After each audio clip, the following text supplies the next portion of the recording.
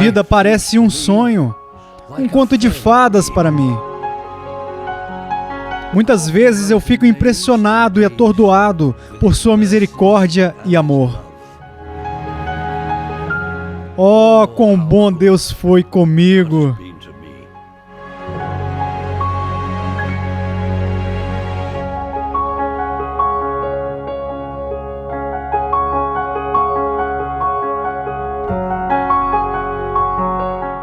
Deus foi verdadeiramente bom para Charles Spurgeon, para um dos melhores pregadores de todos os tempos. Durante a sua vida, Spurgeon pregou para grandes multidões. Ele proclamou fielmente durante o seu ministério as grandes verdades do Evangelho para milhões de homens e mulheres. E ele ainda faz isso hoje, mais de 100 anos após a sua morte. Eu sou um deles. Meu nome é Jeremy Walker e eu sou pastor e pregador da Igreja Batista Maidenbower. Quando eu era criança, eu ouvia o nome de Spurgeon com muita frequência. No entanto, pela primeira vez, eu de fato o conheci lendo um livro na minha sala na universidade. Foi esse exemplar em particular, uma reimpressão moderna do New Park Street Pub, de Charles Spurgeon. A introdução do sermão deste exemplar fala da imutabilidade de Deus. E desde o primeiro momento, a leitura dele me envolveu. Spurgeon começa o seu discurso descrevendo a natureza imutável de Deus. Ele fala dos atributos, propósitos e das promessas imutáveis de Deus. No entanto, a passagem que chamou a minha atenção foi a que descrevia os imutáveis avisos de Deus. Spurgeon escreveu: a Bíblia diz, você deve crer ou será condenado. Observe que os avisos de Deus são tão imutáveis quanto o próprio Deus. E quando milhares de anos de sofrimento infernal tiverem passado, você olhará para o alto e verá escritos ardentes dizeres de fogo. Quem não crer será condenado. Mas, Senhor, eu já estou condenado. No entanto, estará lá, continuará, isto é, para sempre. E quando milhões de eras tiverem passado, você estará exausto no meio de toda essa dor e sofrimento. Você levantará os seus olhos e verá as mesmas palavras. Ele será condenado, sem mudança, sem modificação. Spurgeon continua explicando que Deus é imutável também no atributo do seu amor. Mas o que me atraiu foi o senso da realidade espiritual de Spurgeon. E percebi, este homem fala também ao meu coração e à minha experiência. A partir daí, mudei para exemplares como O Santo e o Seu Salvador, que é um livro esplêndido descrevendo um relacionamento adorável entre um pecador e o seu Salvador, o Senhor Jesus Cristo. E depois também fui para sua autobiografia, porque eu queria saber mais sobre o homem que pregava assim.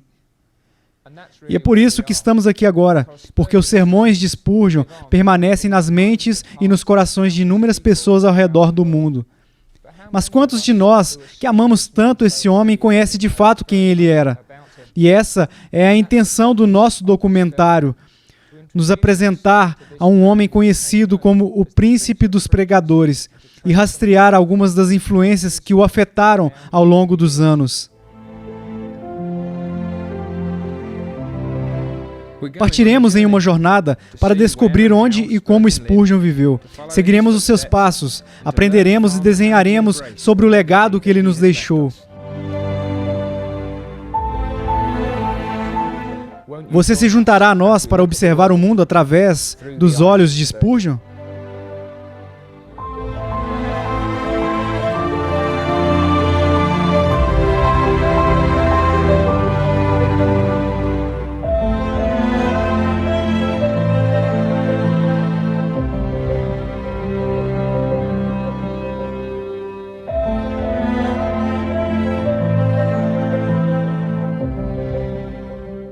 Na biografia de Charles Spurgeon, W.Y. Follett escreveu: em seu lugar debaixo do céu, Essex, como Nazaré antigamente, está localizada perto da artéria do tráfego mundial, mas está fechada para isso. E Spurgeon, em contato com a vida do seu tempo, longe dela e com os olhos fixos nos vastos céus, se lembra da sua terra natal. Essex é onde a história de Charles Spurgeon começa, bem aqui na pequena vila de Kelvedon. Na casa atrás de mim, John e Eliza Spurgeon deram as boas-vindas a seu filho mais velho, Charles, no mundo em 19 de junho de 1834. Ele foi o primeiro dos 17 filhos, dos quais apenas 8 sobreviveram à infância. A juventude de Spurgeon em Kelvedon foi curta. 10 meses após o seu nascimento, ele se mudou com a sua família para Colchester. E 4 meses depois, Charles, então com 16 anos, foi morar com os avós James e Sarah em Stambourne. Por que John e Eliza mandaram o filho para morar com os avós? Nós simplesmente não sabemos. Mas uma coisa nós podemos dizer com certeza, é que, embora possa parecer estranho para nós, foi exatamente o que Deus planejou para Spurgeon. Foi aqui que Deus começou a atrair Charles para si mesmo. O ancião Spurgeon James ministrou na casa de reuniões de Stambourne, que abrigava uma congregação surpreendentemente grande desde 1810. A casa de reuniões foi uma das últimas brasas ardentes do puritanismo, uma forma de cristianismo conhecida por sua doutrina exaltante de Cristo e intenso compromisso com a santidade pessoal. O ancião Spurgeon teve uma forte compreensão das Escrituras e dos escritos dos puritanos. De fato, um dos ouvintes de James disse certa vez: "Eu poderia voar com esta comida celestial, mesmo entre as águias." Sem dúvidas, o Senhor sabia exatamente o que pretendia quando trouxe o pequeno Charles aqui. Anne, de 17 anos e ao mesmo tempo filha mais nova de James e Sarah, ficou muito feliz com a presença de Charles na casa deles. Imediatamente, ele começou a receber o amor e o carinho dela. De certa maneira, ela era sua segunda mãe. E ela cuidou dele como se fosse um filho dela. Ela o ensinou a engatear, andar e falar. Ela também era uma cristã ávida e fez de tudo pelo crescimento espiritual dele por intermédio do seu exemplo diário. Havia um cavalo de balanço infantil em Stambourne. Este foi o único cavalo que eu gostei de montar. Animais vivos tendem a ser muito excêntricos nos seus movimentos, e a lei da gravidade geralmente me leva a um nível inferior ao da sela. Portanto, eu não sou um amante notório dos cavalos, mas posso testemunhar sobre o meu corcel em Stambourne. Ou seja, ele era um cavalo no qual até um membro do parlamento poderia se manter montado. Em 1696, o governo impôs um imposto para cada janela de uma casa. Isso fez com que muitas janelas fossem emparedadas. Para o pequeno Charles, aumentou a emoção de subir aos andares superiores. Ele não tinha ideia das aventuras que aguardavam ele atrás da porta fechada de um quarto escuro. Aqui estava um verdadeiro tesouro. Uma grande biblioteca pastoral estava diante dele. E quase que imediatamente ele tropeçou em um livro que permaneceu próximo ao seu coração pelo resto da sua vida. Um livro que ele iria ler mais de 100 vezes. O Peregrino, por John Bunyan. Dentro daquele quarto escuro eu fiquei cara a cara com aqueles autores antigos quando eu ainda era jovem e nunca fui tão feliz quanto eu ficava na companhia deles. Charles passou horas neste quarto e devorou as obras dos santos dos tempos antigos. Em muitos casos, eles eram os famosos puritanos. Ler era uma grande fonte de prazer para Charles. No entanto, ele não passava o seu tempo apenas com seus livros. Sua tia Anne se lembra da conversa em família a respeito de um membro da congregação que estava causando muitos problemas ao avô James. Ok, quando eu tinha 16 anos, tínhamos uma tarefa na escola para escrever, não sei ao certo como era chamado, um estudo sobre alguém na história, então eu decidi escrever sobre o meu tataravô. Sendo assim, comecei a procurar as histórias sobre ele nos livros. Portanto, esta é uma das histórias que eu li sobre um homem chamado Rhodes. Esse cara bebia muito e causava grande tristeza ao pastor. Então ele disse: "Eu vou matar o Rhodes." Eu achei um tanto forte, então ele foi ao pub. E quando ele voltou, ele disse: "Eu matei ele. O que ele fez? O que ele fez com ele?" E esse cara Rhodes volta e pede desculpas por beber e confessa que ele de fato não estava seguindo o Senhor como deveria seguir. Aparentemente, ele estava sentado em um bar, fumando cachimbo e tomando uma cerveja, quando o pequeno Charles entra, aponta um dedo para ele e diz: "O que fazes aqui, Elias? Sentado com os ímpios? Você é um membro da igreja? E você está partindo o coração do seu pastor? Eu tenho vergonha de você. Eu nunca partiria o coração do meu pastor." Enfurecido com o comportamento de Charles, Rhodes foi para a mansão. Durante a jornada, no entanto, a sua raiva foi diminuindo gradualmente e ele começou a pensar seriamente sobre suas ações.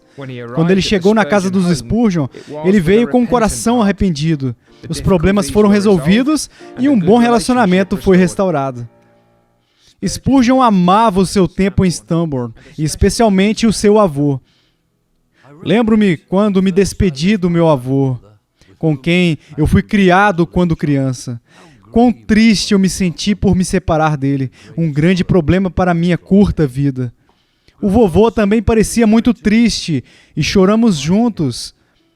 Ele não sabia o que dizer para mim, mas ele disse: ouça, criança, hoje à noite, quando a lua brilhar e você olhar para ela, não se esqueça que é a mesma lua que o seu avô estará olhando. E então, eu amava a lua durante a minha infância, porque eu pensei que se os meus olhos estivessem nela, eles poderiam ver o meu avô.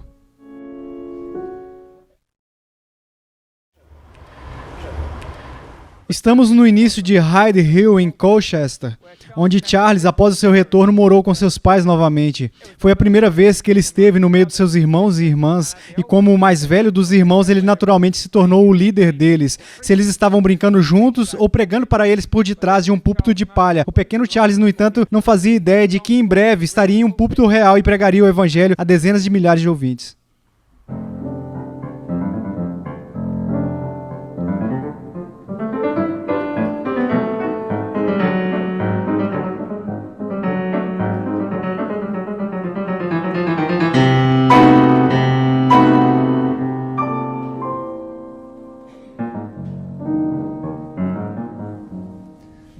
Charles tinha 10 anos quando voltou para os seus pais e irmãos.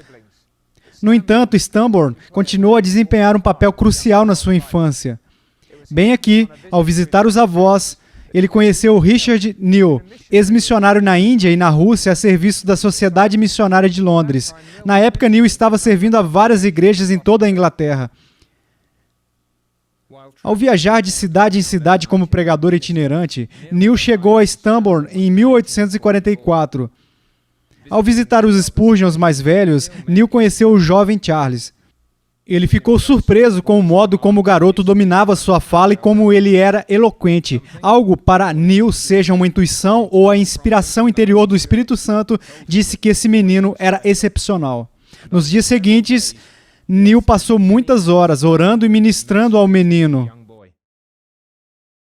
Entramos juntos no caramanchão e da maneira mais adorável, ele me falou do amor de Jesus e das bênçãos que advém de confiar nele e amá-lo na infância. Com muitas histórias, ele pregou Cristo para mim e me disse como Deus havia sido bom para ele. Então oramos para que eu conhecesse e servisse ao Senhor. Lá no caramanchão, ele se ajoelhou e orou com os braços em volta do meu pescoço. Ele causava uma impressão insatisfeita se eu não continuasse um tempo com ele no intervalo dos cultos. Ele ouvia com amor paciente a minha conversa infantil e, em troca, ele me agraciava com lições graciosas. Por 3 dias consecutivos, ele me ensinou e orou comigo. Antes de Neal partir, a família se reuniu para orar pela manhã. E durante esse momento, algo inesperado aconteceu. O Sr. Neal me pegou de joelhos e disse: um dia essa criança pregará o Evangelho e ele pregará isso para grandes multidões. Tenho certeza que ele pregará na capela em Holland Hill, onde hoje eu sou o ministro. Ele falou solenemente e convidou todos os presentes para testemunharem o que ele disse. Não sabemos ao certo o que fez Richard Neal falar assim, mas suas palavras se tornaram reais. Spurgeon pregou para as grandes multidões e pregou na capela em Holland Hill. E enquanto pregava ali, se lembrou da promessa feita a Richard Neal, a promessa de cantar esse hino. Deus se move de maneira misteriosa para realizar suas maravilhas.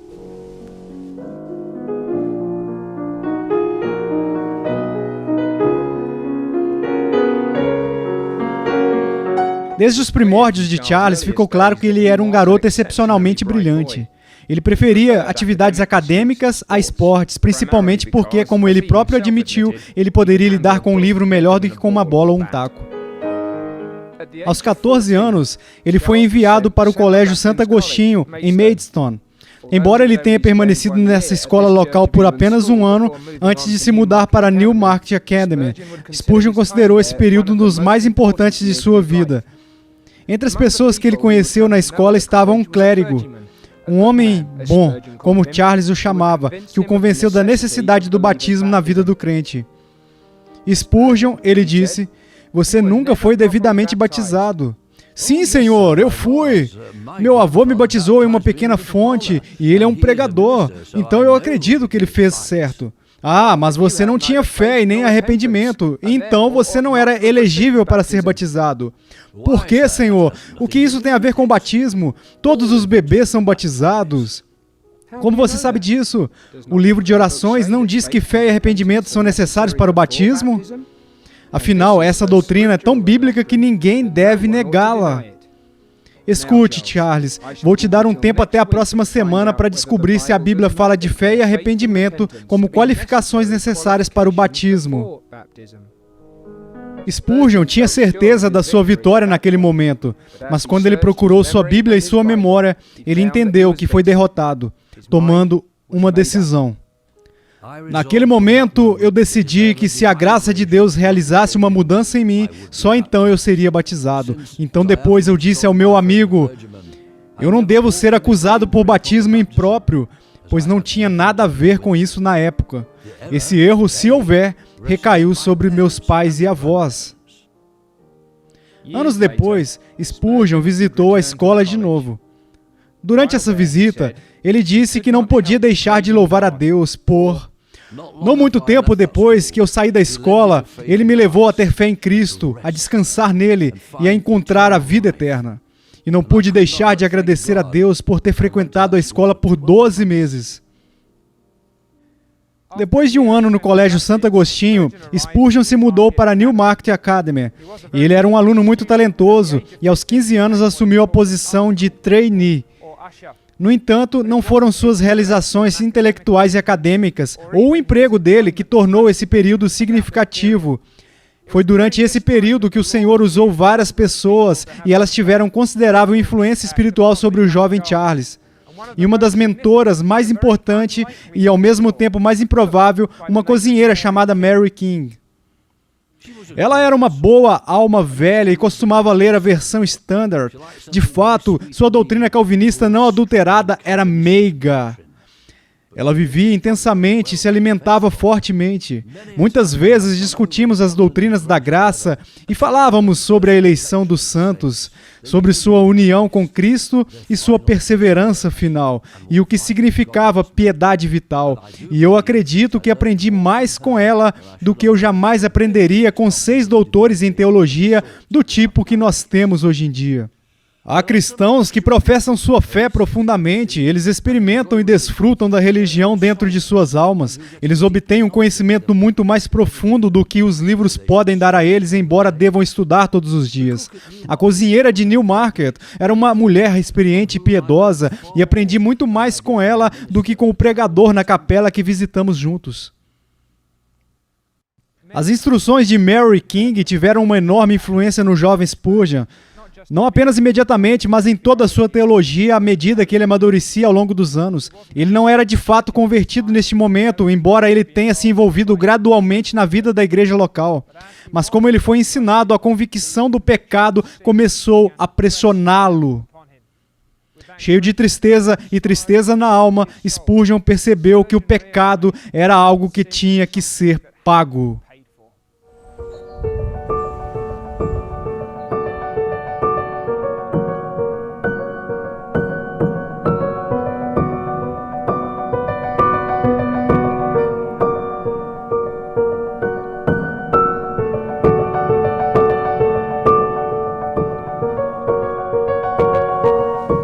Spurgeon era filho de um pregador e também era neto de um pregador. Muitos o chamariam de filho de pastor. Ele cresceu cercado pela mensagem do Evangelho e a teologia dos puritanos. No entanto, ele ainda evitava o Evangelho no seu coração. Desde a infância, ouvi falar da obra salvadora no sacrifício de Cristo, mas profundamente na minha alma eu não conhecia muito a respeito dele, como se eu tivesse nascido no meio de uma tribo de Hottentot. A luz brilhava, mas eu era cego. Era necessário que o Senhor me esclarecesse o assunto. O Senhor, em sua misericórdia, deixou o assunto claro para Spurgeon. Não através de um grande evento, mas através de um simples sermão. Charles entrou nesse edifício como um jovem perturbado, mas ele saiu como um homem nascido de novo em Cristo, tudo pela graça de Deus. Um homem muito magro estava atrás do púlpito. Ele abriu a sua Bíblia e começou a ler as seguintes palavras: olhai para mim e sede salvos, vós todos os limites da terra. Ele olhou para mim e, como se ele me conhecesse profundamente, ele disse: jovem, você está encrencado. Bem, eu tinha certeza que sim. Então ele continuou: se você não se voltar para Cristo, nunca estará livre. Então, levantando as mãos, ele gritou, como acredito eu que apenas um metodista primitivo poderia fazer: olhe, olhe, olhe, apenas olhe, ele afirmou. Eu imediatamente enxerguei o caminho da salvação. Oh, naquele momento eu flutuei de alegria. Spurgeon voltou para casa naquele dia e os seus pais imediatamente viram a diferença nele. A expressão em seu rosto havia mudado. Ele estava sorrindo e tinha um olhar alegre e contente. Ele não era mais um menino melancólico, mas inteligente e ativo. Naquela mesma noite, o recém-nascido Charles visitou a Igreja Batista Eldland com sua mãe. Juntos, eles adoraram a Deus como mãe e filho e pela primeira vez, eles também adoraram como irmão e irmã em Cristo. Pouco depois, ele foi batizado na balsa do rio Corovia. Olhando para trás, eu vejo uma das razões pelas quais a palavra foi pregada na capela metodista primitiva em Colchester, com tanta bênção. De manhã cedo, eu já clamava a Deus pela bênção. Quando eu procurava o Salvador, eu me levantava de madrugada para reservar um tempo para ler livros graciosos e buscar o Senhor. Eu me lembro do tipo de apelo que usei quando levei meus argumentos diante do trono da graça.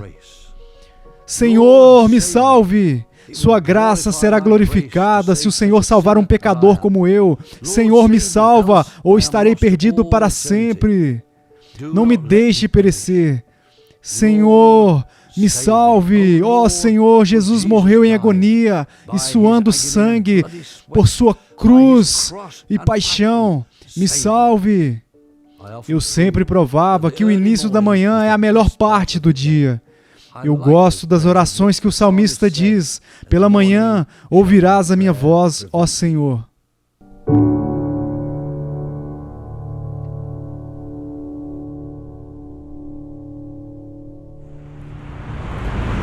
Entrar no ministério pastoral pode ser difícil, especialmente se você nunca teve bons exemplos e mentores. A primeira vez que você faz uma visita ao hospital, a primeira vez que você se senta ao lado da cama de uma pessoa que está morrendo, o primeiro funeral, ou quando você prega para as pessoas que estão ao seu redor. O próprio Spurgeon não começou neste lugar. Seu ministério não começou com uma grande fanfarra pública. Ele não começou em uma mega igreja. E ele não começou tendo seus sermões lidos por milhares de pessoas em todo o mundo. As origens de Spurgeon eram, em muitos aspectos, semelhantes às nossas, aprendendo com outras pessoas. O Spurgeon, de fato, ele começou a trabalhar no ministério distribuindo folhetos. Havia um desejo pelo evangelho que crescia dentro dele e assim ele distribuiu folhetos nas ruas para crianças e adultos na comunidade, buscando propagar as boas novas. No verão, Charles se mudou para Cambridge para trabalhar como assistente do Sr. Leering. E foi lá que ele foi de fato levado a pregar pela primeira vez. Leering disse para Charles acompanhar outro jovem que estava indo pregar porque o jovem estava ansioso, então Charles o encorajaria. Mas Leering disse exatamente a mesma coisa para o outro jovem.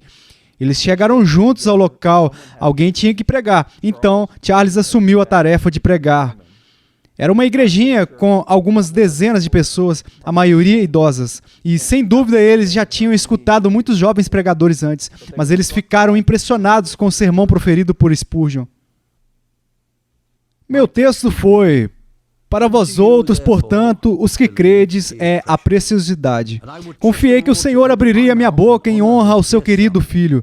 Parecia um risco considerável e uma provação difícil, mas graças ao poder do Espírito Santo, eu pelo menos contei a história da cruz. E isso fez com que as pessoas não voltassem para casa sem uma palavra. Entramos no salão do térreo de uma cabana de palha. Nós cantamos, oramos e lemos as Escrituras. Então chegou a hora do meu primeiro sermão. Quanto ao tempo, se era longo ou breve, não me lembro agora. Não foi tão difícil quanto eu temia, mas fiquei feliz por poder encerrar o sermão corretamente. Então nós cantamos o último hino. Para minha alegria, não chorei nem interrompi o sermão no meio. Nem me faltou palavras e o céu, tão desejado, seguia à vista. Eu terminei o sermão e peguei o livro com os hinos. Mas, para minha surpresa, uma voz envelhecida gritou: Deus te abençoe! Quantos anos você tem? Eu respondi solenemente: aguarde o culto terminar antes de fazer perguntas desse tipo. Agora vamos cantar. E cantamos. O jovem pregador pronunciou a bênção e então iniciou um diálogo que se transformou em uma conversa amigável e calorosa, onde todos pareciam participar. Quantos anos você tem? Foi uma das principais perguntas. Tenho menos de 60 anos, foi a resposta. Sim, e menos de 16, a senhora idosa respondeu. Não importa a minha idade, vamos pensar em Cristo, o Senhor, e quão precioso Ele é. Era tudo o que eu poderia dizer. Aos 17 anos, ele se tornou pastor da igreja de uma vila em Wonder Beach. Ele deixou o emprego na escola e começou a pregar aos 17 anos. Ele ficou conhecido como o menino pregador dos fãs. E imediatamente, essa congregação, minúscula congregação guerreira, ganhou vida. E a notícia sobre o jovem fenômeno começou a se espalhar. Ele demonstrava dons além de sua vida e a capacidade de transmitir a palavra de Deus de uma maneira criativa e poderosa. Isso, em harmonia, despertou aquela congregação. Essa igreja foi um divisor de águas para Spurgeon. A pequena igreja local cresceu de 40 para cerca de 450 pessoas. E de muitos aspectos foi um tempo em que ele se conheceu, quando a vocação dele foi confirmada e quando ele começou a perceber, de uma maneira pessoal, a magnitude da responsabilidade que Deus estava entregando para ele fazer. Ao mesmo tempo, foi um momento assim, de decisão sobre a questão da educação formal. Como um não conformista, ele não poderia entrar em Cambridge. E ele teve uma entrevista fracassada com Joseph Angus, o diretor do colégio Stepney, onde Spurgeon estava em uma sala enquanto Angus estava na outra. A recepcionista não conectou os dois. Ambos pensaram que o outro estava atrasado e ambos saíram frustrados. E isso desencorajou Spurgeon de procurar uma educação formal. Ele então refletiu sobre isso, se devia estudar ou não. E ele acreditava que o Senhor havia falado com ele em um versículo em Jeremias 45:5. Procuras tu grandezas? Não as procures. Isso levou Spurgeon a abandonar os esforços para alcançar a educação formal. De muitas maneiras, foi um passo de humildade. Não buscar o reconhecimento entre as pessoas. Isso ajudaria a não buscar uma ordenação formal, não se submetendo à ordenação formal, porque ele próprio não viu nada disso nas Escrituras. Isso levou a um declínio de doutorados, honorários, títulos oficiais e honras formais ao longo da vida. É incrível como uma carta comum pode mudar a sua vida. Talvez uma carta daquele homem ou daquela mulher, ou uma carta oferecendo o seu primeiro emprego. No final de 1851, Charles recebeu exatamente essa carta. Ele foi convidado para vir e pregar na capela da New Park Street, localizada nesta parte de Londres. A capela havia sido fundada 200 anos antes pelos batistas da era puritana. Em seu púlpito passaram seguidores devotos da fé como Benjamin Keach, John Gill e John Ripon. Apesar de sua antiga glória, em 1853 a capela da New Park Street estava em declínio. Em novembro de 1853, Spurgeon falou lá numa reunião da Cambridge Sunday School Union. Entre os participantes estava um homem chamado George Gould. E o Sr. Gould notou os dons únicos de Spurgeon. Ele ficou impressionado com o poder dele no púlpito.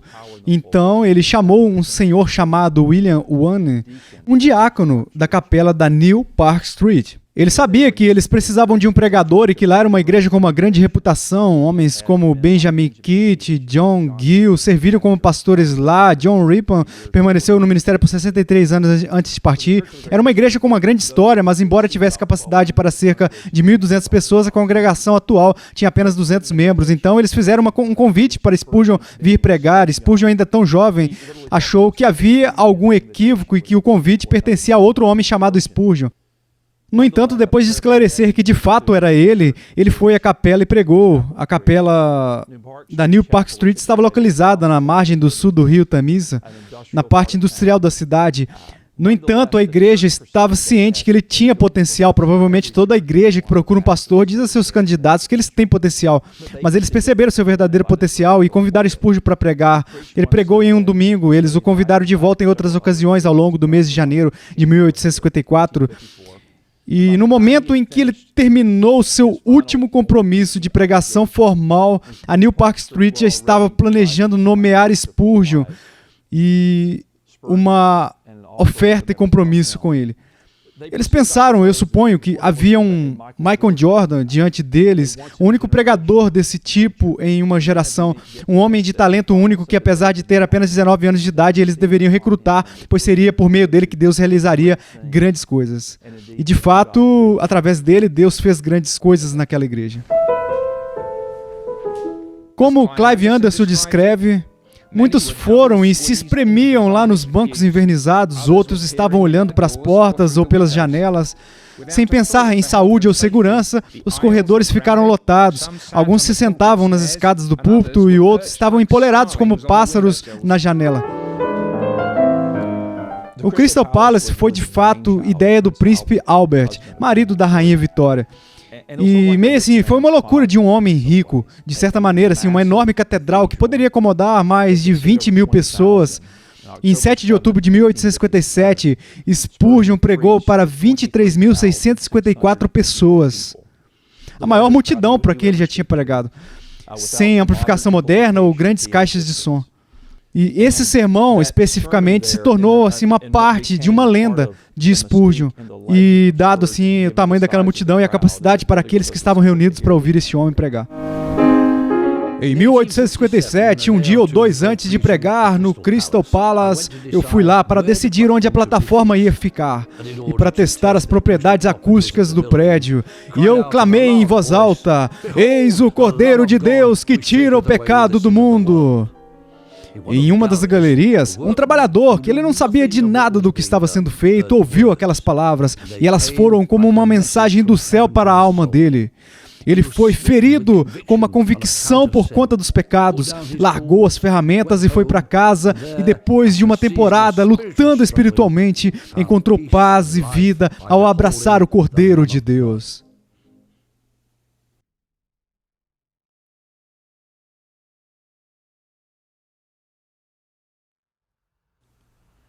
À medida que o Senhor trabalhava por intermédio do ministério de Spurgeon, a congregação da capela da New Park Street começou a sentir apertada. Cultos de domingos ficaram lotados. Isso significava que eles precisavam procurar outros lugares para alugar, incluindo o Surrey Gardens Music Hall. Mas lá também, milhares de pessoas lotavam o lugar para escutar Spurgeon, de forma ousada e claramente proclamar a verdade de Jesus. Mas algo tinha que mudar. E então, em março de 1861, a congregação se mudou para o Tabernáculo Metropolitano. Havia assentos para 5.000 pessoas, com espaço para mais 1.000 pessoas em pé. Era a maior igreja daqueles dias. A multidão lotada assim para ouvir Spurgeon necessitava de um salão maior, uma construção maior e uma campanha assim maior. E a construção lá do Tabernáculo Metropolitano foi uma de suas conquistas assim marcantes e se tornou por si só uma grande marca do ministério de Spurgeon. Ele escreveu para muitas pessoas solicitando ofertas e ele recebeu doações de muitas pessoas, até mesmo que não faziam parte daquela congregação, porque as pessoas perceberam a importância do que estava acontecendo naquele lugar. Ele escolheu o nome tabernáculo para o projeto do edifício de uma maneira muito intencional. A palavra tabernáculo se refere à ideia de que toda a vida e o ministério devem ter um senso de temporário, significando assim que a nossa morada final para a igreja e para si mesmo estaria no céu. Então, para tomar assim para si essa noção de sendo este um local temporário, mas também escolhendo muito claramente um estilo grego. Spurgeon dizia que havia duas línguas que foram abençoadas de maneira especial, hebraico e grego. Ele denunciou a língua romana como uma vira-lata. Ele não queria um edifício gótico, mas um edifício grego. Então ele projetou o tabernáculo para que tanto o nome quanto o estilo tivessem um forte significado espiritual e religioso. Em 1887, John D. Rockefeller e Augustus Strong foram ao tabernáculo ouvir Spurgeon pregar. E uma das coisas que os dois homens perceberam foi essa ideia de que o sucesso de Spurgeon dependia da sua piedade, sua fé, sua vida de oração. Essas três coisas. Spurgeon nunca procurou os holofotes. Ele nunca procurou fama ou popularidade. De fato, o oposto é verdade. Quando você lê algumas orações dos primeiros sermões que Spurgeon pregou, você tem a sensação de que ele é totalmente dependente do Espírito Santo e completamente indigno do chamado que o Senhor deu a ele. Ele resistiu a essa denominação que quase começou em torno dele, chamado Spurgeonismo. É incrível que você e eu andemos nas ruas e vejamos Primeira Igreja Batista Spurgeon, Segunda Igreja Batista Spurgeon, como fazemos nas igrejas wesleyanas. Uma vez perguntaram a Spurgeon, qual é o segredo do seu sucesso? E ele disse, o meu povo ora por mim. Então aqui, você tem um homem comum, completamente comprometido com a oração extraordinária que Deus usou para mudar o mundo. Durante todo o restante da vida pública de Spurgeon e durante o seu ministério pastoral, o Tabernáculo Metropolitano seria sua casa. Aqui, debaixo dos seus cuidados, a igreja se tornou um organismo evangélico próspero, se alegrando com a vida cristã com vigor e atividade. E foi aqui, quando sua saúde permitia, ele pregaria o evangelho semana após semana até o seu sermão final, no dia 7 de junho de 1891. Nunca houve alguém como ele entre os escolhidos dos príncipes. Ele sempre é encontrado na parte mais difícil da batalha. Quando o vento sopra frio, ele sempre toma o lado sombrio da colina. O lado mais pesado da cruz já sempre sobre os seus ombros. Se ele nos pedir para carregar um fardo, ele carrega também. Se houver algo que seja gracioso, generoso, gentil e terno, generoso e super abundante em amor, você sempre encontrará nele. Esses 40 anos ou mais eu o servi. Bendito seja o seu nome, e eu não tive outra coisa que não o seu amor. Eu ficaria feliz de continuar mais 40 anos no mesmo precioso serviço aqui abaixo, se assim lhe agradasse. Seu serviço é vida, paz e alegria. Oh, que você encontre ele imediatamente. Deus o ajude a se alistar debaixo da bandeira de Jesus ainda hoje.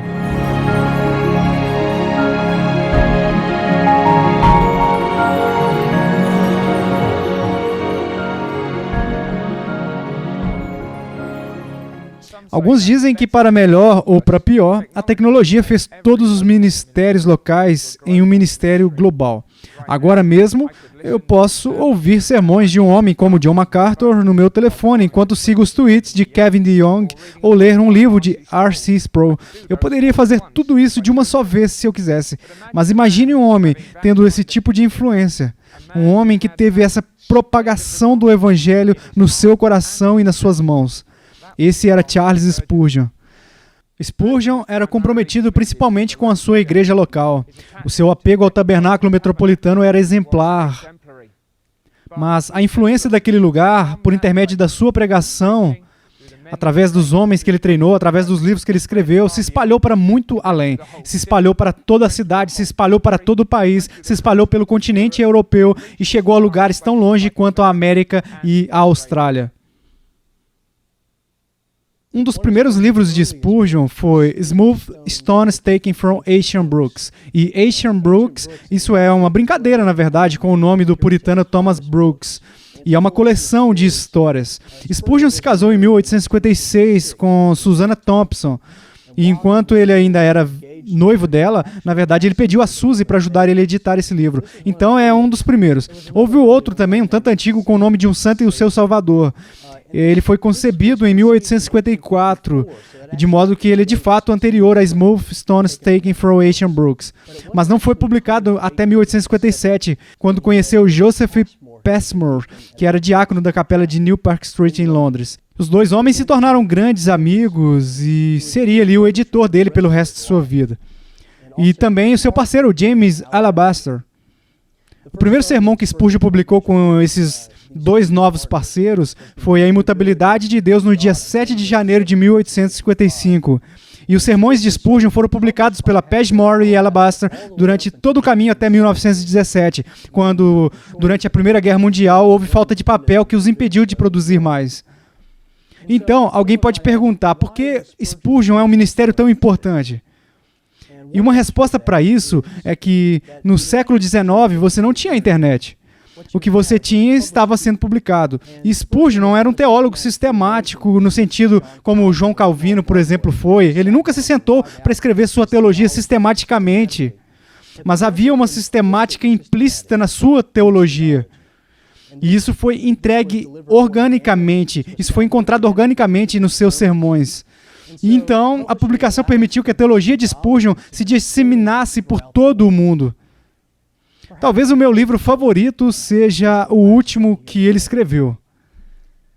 No final da sua vida, nos últimos 2 anos da sua vida, ele começou um comentário sobre Mateus, chamado O Evangelho do Reino.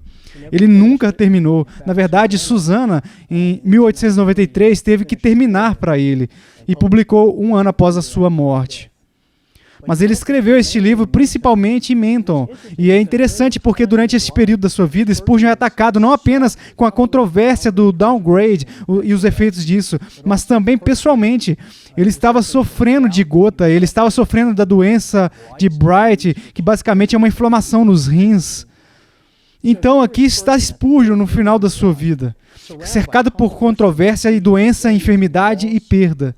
E se você ler o Evangelho do Reino, você sente que Spurgeon, ele tem um otimismo e uma alegria que permeia até circunstâncias mais difíceis.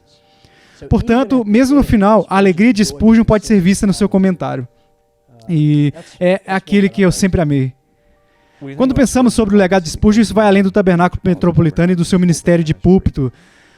O primeiro e mais importante ministério que Spurgeon teve, além da sua igreja e ministério de púlpito, era o colégio de pastores. O apóstrofo veio depois do S, era um colégio para pastores. E não era tanto uma faculdade para teólogos ou acadêmicos, mas para aqueles que se dedicam a servir a igreja local.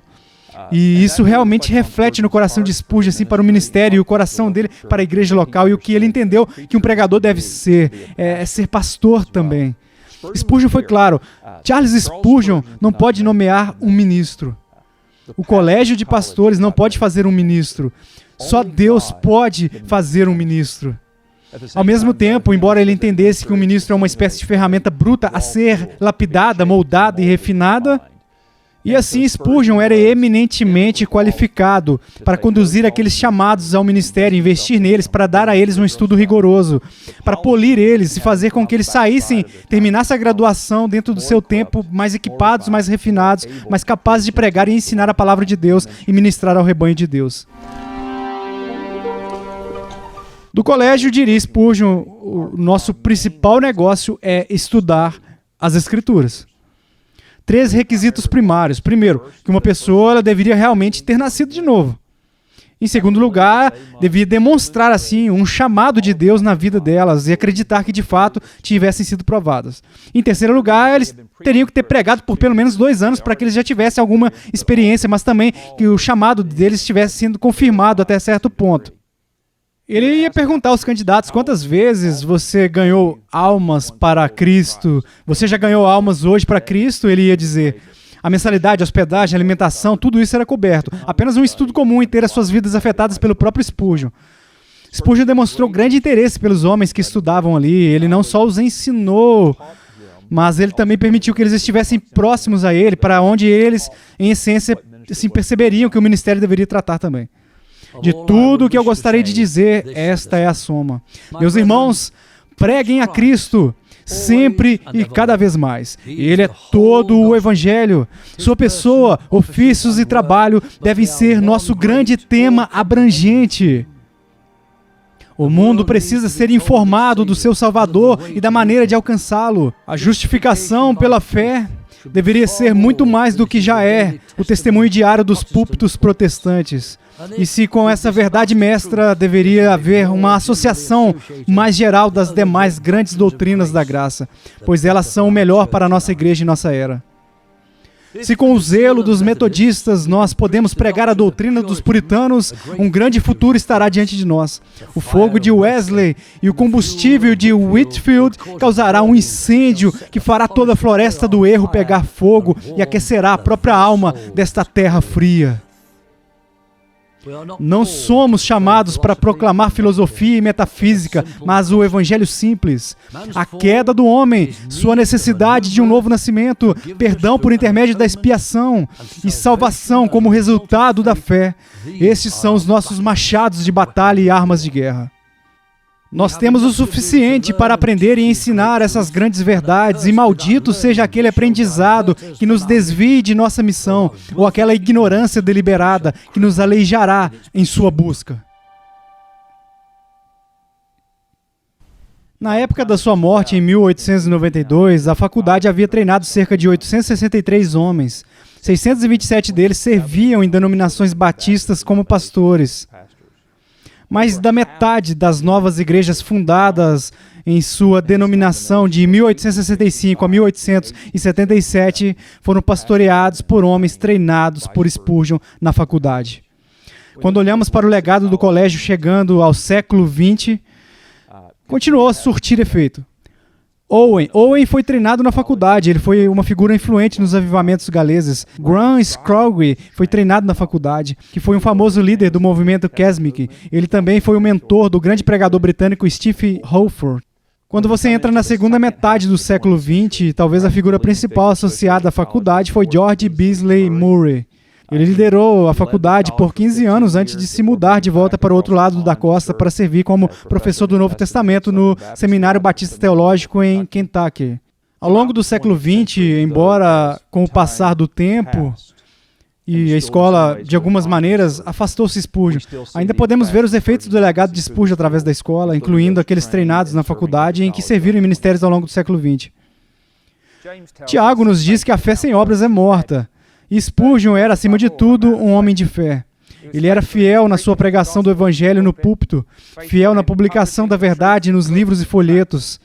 Também era fiel no treinamento de futuros pastores, pregadores e líderes para a igreja. Mas Spurgeon era fiel não apenas em palavras, mas também em ações. E ele levou a sério o chamado da Bíblia para cuidar de viúvas, órfãos e aqueles em dificuldade. Uma das maneiras que isso aconteceu foi quando, em 1866, o Senhor deu planos para a fundação do orfanato de Stockwell. E, aparentemente, quando ele estava tentando iniciar o orfanato, ele estava buscando dinheiro, eles oraram por isso e receberam uma doação de 20 mil libras de uma senhora. E ele pensou que havia sido um erro, que ela realmente não quis doar 20 mil libras. Então, ele conseguiu organizar uma entrevista com ela. E eu estou aqui para falar com você e agradecer pela doação amável de 200 libras. E ela disse, 200 libras? Eu pensei que havia colocado 20 mil. Ele respondeu, não, você realmente colocou, mas eu não queria cometer um erro e assumir que você realmente queria doar 20 mil libras. Eu pensei que você poderia ter colocado zeros a mais por acidente, mas ela realmente tinha doado 20 mil libras e esse foi o dinheiro que eles usaram para fundar o orfanato. Está colocado de uma maneira muito pesada no nosso coração para animar nossos amigos a resgatar alguma da influência escolástica das mãos dos nossos adversários. Já desistimos demais das nossas crianças e as entregamos ao inimigo, e se o clero tivesse a habilidade de segurá-las, os danos poderiam ser terríveis. As nossas escolas de sábado neutralizaram em grande parte o mal, mas não devemos deixá-lo existir ainda mais. Um esforço ainda maior deve ser feito para multiplicar os dias das nossas escolas e torná-las distintivamente religiosas, ensinando o Evangelho nelas e labutando para trazer as crianças, ainda crianças, ao Senhor Jesus. O discurso bobo dos não sectários está fazendo com que se enganem e entrem nas instituições das escolas em que a parte mais importante da sabedoria, ou seja, o temor do Senhor, é completamente ignorado. Nós confiamos que essa loucura será abandonada hoje e que veremos escolas em que tudo o que acreditamos e amamos será ensinado aos filhos dos nossos adeptos pobres. Quando a senhora Hillard leu essas palavras, juntamente com o apelo de estabelecer escolas religiosas de ordem superior, ela percebeu que poderia ter encontrado o caminho para realizar algo que ela desejava profundamente. Ela sentia uma simpatia especial por meninos sem pai. Então ela escreveu para Spurgeon contando a ele esse desejo e pedindo a sua ajuda para realizar esse trabalho. O que ela não sabia era que o Senhor tinha preparado Spurgeon para tal proposta, por intermédio de uma experiência notável na última reunião de oração no tabernáculo na segunda-feira à noite, onde Spurgeon disse: "Caros amigos, somos uma igreja enorme e deveria estar fazendo mais para o Senhor nessa grande cidade. Quero que oremos hoje à noite para que Ele nos envie um novo trabalho. E se precisarmos de dinheiro para realizar, vamos orar para que os meios também sejam enviados." O Senhor realmente estava para lhes enviar aquele novo trabalho. Enquanto oravam, William Onen, um membro da igreja e um poderoso homem de oração, foi até o pastor C. Welton, que era então um estudante na faculdade, e ele disse a ele: "Está tudo bem, Welton? Vocês podem orar pela conversão de pecadores?" Alguns dias depois, uma viúva com o nome de Mr. Hillard escreveu para aquele querido pastor oferecendo-lhe a soma de 20.000 libras, com o objetivo de estabelecer um orfanato para meninos sem pai. O novo trabalho havia sido dado, junto com o dinheiro para começar. E assim o orfanato Stockwell nasceu, e assim como Elton havia sido persuadido, ele nasceu de orações. Em 1866, Spurgeon abriu o orfanato em Stockwell.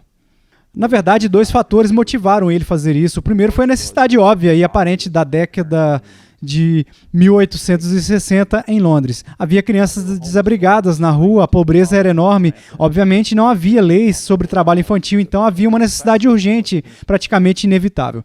Em segundo lugar, foi uma viagem que ele fez. Ele tinha feito essa viagem 2 anos antes, visitando o orfanato George Miller, em Bristol, em 1854. Spurgeon disse a respeito de Miller: ele era um homem celestial. Ele disse que ele nunca tinha ouvido tal sermão na vida dele como ele tinha ouvido lá. E inspirou Spurgeon a fazer algo pelos órfãos da sua comunidade. Mas ele não queria apenas assim um aglomerado que equivalia a um complexo prisional, tipo isso, para manter os filhos.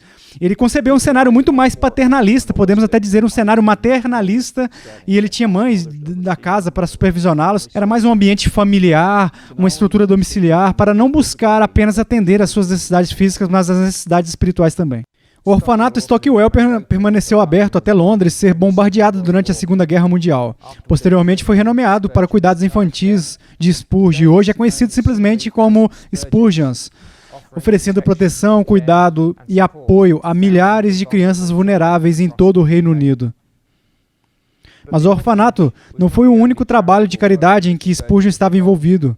Na verdade, foi dito que poucos outros homens estiveram envolvidos em muitas dessas causas durante sua própria vida. Na época da morte de Spurgeon, ele estivera pessoalmente envolvido em 66 organizações de caridade distintas. Não apenas os orfanatos que nós falamos, mas mesmo coisas como a Surrey Street Mission, as escolas dominicais, a Sociedade dos Colportores, distribuindo folhetos e evangelhos em todo o país. Mas o trabalho de Spurgeon não poderia ser confinado a uma cidade ou mesmo para um país.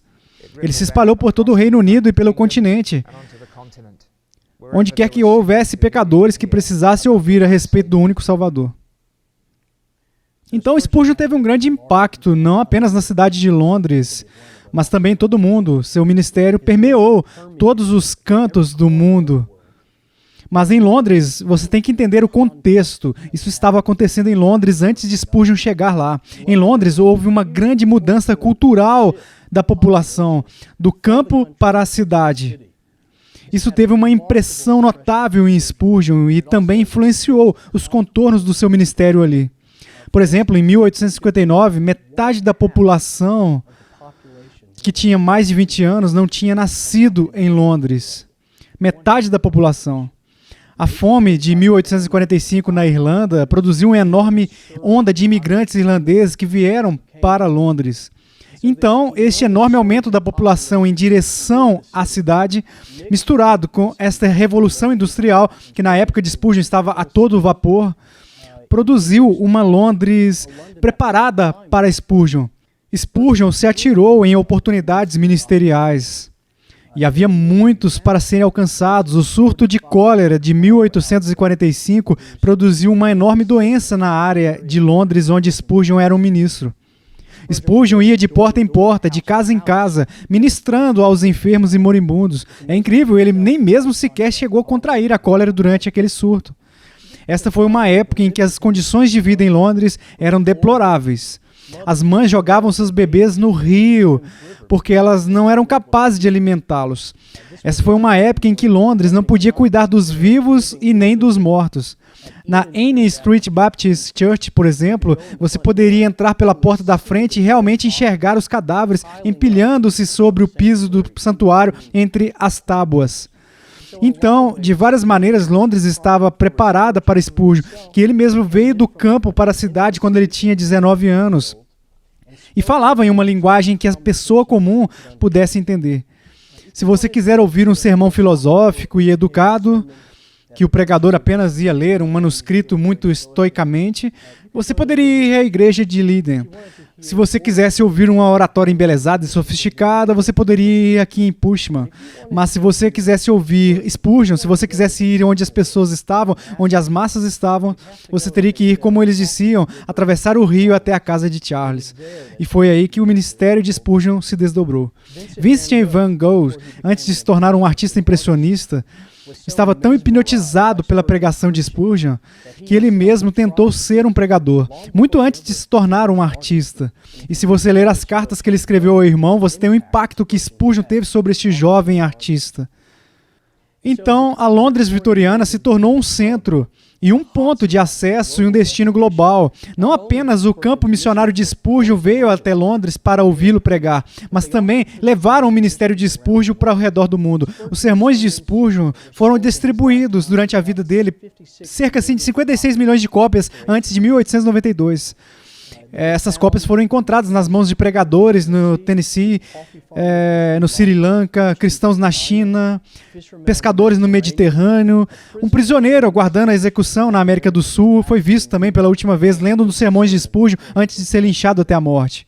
Então, Spurgeon não era apenas um fenômeno de Londres. Spurgeon foi um fenômeno global. E o seu ministério se tornou viral em apenas alguns anos. Na celebração do jubileu de Spurgeon em junho de 1884, o evangelista americano D.L. Moody se dirigiu aos presentes no tabernáculo metropolitano. E ele disse: há 25 anos atrás, logo depois de me converter, eu comecei a ler a respeito de um jovem pregando em Londres com um grande poder e cessou o desejo de ouvi-lo. Tudo o que consegui encontrar impresso que se referia a ele, eu li com o mais profundo interesse. Em 1867, eu atravessei o mar. Quando eu cheguei a Londres, o primeiro lugar que eu me dirigi foi para este prédio. Quando voltei para a América, me perguntaram se eu tinha encontrado catedrais diferentes daqui. Eu disse às pessoas que não, pois o meu tempo tinha sido gasto escutando Spurgeon. Então, o Sr. Moody e Charles Spurgeon tiveram um relacionamento maravilhoso. É claro que Murray estava lendo Spurgeon antes mesmo de conhecê-lo. Murray foi convidado para, de fato, pregar no tabernáculo de Spurgeon mais tarde no seu ministério, mas ele visitou Londres em várias ocasiões, 1867, 72, 84. Todas essas foram oportunidades para Spurgeon e Murray se conhecerem. Spurgeon disse que Murray foi o único homem que ele conheceu quem poderia pronunciar a palavra Mesopotâmia em 2 sílabas, Mesopotâmia. E sobre Spurgeon, Murray disse: você conhece o Sr. Spurgeon, eu sei que você me ama, mas eu garanto que te amo 1000 vezes mais. Então, eles tiveram um relacionamento divertido, eles tiveram um relacionamento saudável. Em 1884, no culto de testemunho do jubileu, Spurgeon convidou Murray para dar alguns testemunhos e observações no tabernáculo que ele fez. E Murray citou um poema nativo americano. E ele disse, a primeira linha é assim, ó, continue.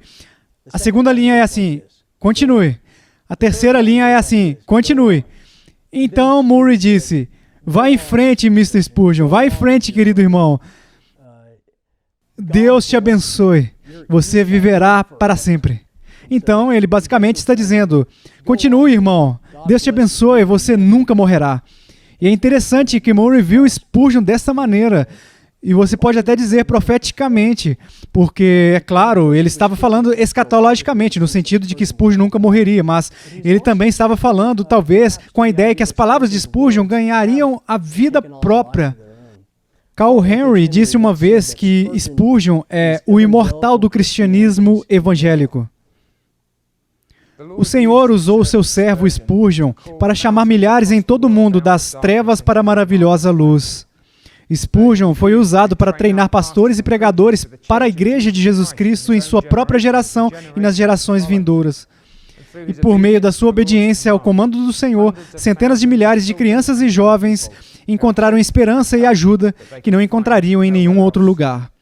É o tipo de impacto e influência com que a maioria das pessoas só pode sonhar.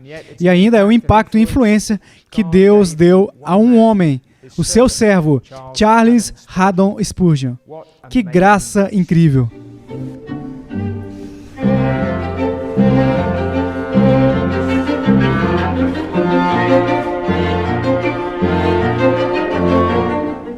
Não tenho certeza se quero saber o que se passava na cabeça da minha esposa quando ela me viu pela primeira vez na escada de um prédio lá na América. Mas quando Susanna Thompson viu Charles Spurgeon pela primeira vez, Clive Anderson disse que não conseguia acreditar no que enxergava. Os rumores sobre esse rude caipira no campo pareciam dizer apenas meia-verdade. Lá estava ele, grande como a vida, ousado como o bronze e tão arrogante quanto poderia ser no que lhe dizia respeito. Suas roupas pareciam ter sido feitas por algum alfaiate de segunda categoria, certamente não à altura do outro cavalheiro inteligente que ela conhecia. Em torno do seu pescoço estava um pedaço de cetim preto que já tinha visto dias melhores. E o pior de tudo, enquanto falava, ele tirou do bolso um lenço azul medonho, coberto de manchas brancas, que ele acenava no ar enquanto falava. Se não fosse tão sério, Susanna teria dado uma gargalhada. Na verdade, se alguém tivesse dito a ela que este era o homem com quem ela iria se casar, ela teria pensado que eles eram loucos, mas ela se casou com ele. Susanna nasceu em 15 de janeiro de 1832. Seu pai e sua mãe às vezes frequentavam a capela da New Park Street enquanto James Smith servia como pastor lá, e Susanna os acompanhava. Quando menina, ela percebeu que precisava de um salvador, mas se ela era verdadeiramente regenerada ou não naquele ponto, somente o Senhor sabe. Independentemente disso, quando ela se viu mais uma vez na capela da New Park Street, era mais para agradar os seus amigos do que ela mesma. E ela não esperava encontrar o seu coração novamente aquecido pelo Evangelho. Mas não demorou muito para que os sérios apelos de Spurgeon a despertassem. E ela percebeu que a sua vida de indiferença e falta de serviço estava longe de ser o que deveria ter sido. Gradualmente, eu fiquei alarmada com o meu estado de apostasia e então, por um grande esforço, eu procurei a ajuda espiritual e orientação do Sr. William Waney. Ele era um obreiro ativo na escola dominical na New Park Street e um senhor verdadeiro, com um grande coração e consolador de jovens peregrinos. Ele pode ter contado ao novo pastor a respeito de mim. Não posso dizer, mas um dia fiquei muito surpresa ao receber o do Sr. Spurgeon, uma cópia ilustrada do Peregrino, em que ele havia escrito na inscrição, Senhorita Thompson, com desejos do seu progresso na abençoada peregrinação de Charles Spurgeon, 20 de abril de 1854. Se Spurgeon tinha algum pensamento nessa fase a respeito de Susanna como algo mais do que uma alma lutando a caminho da cidade celestial, não temos certeza.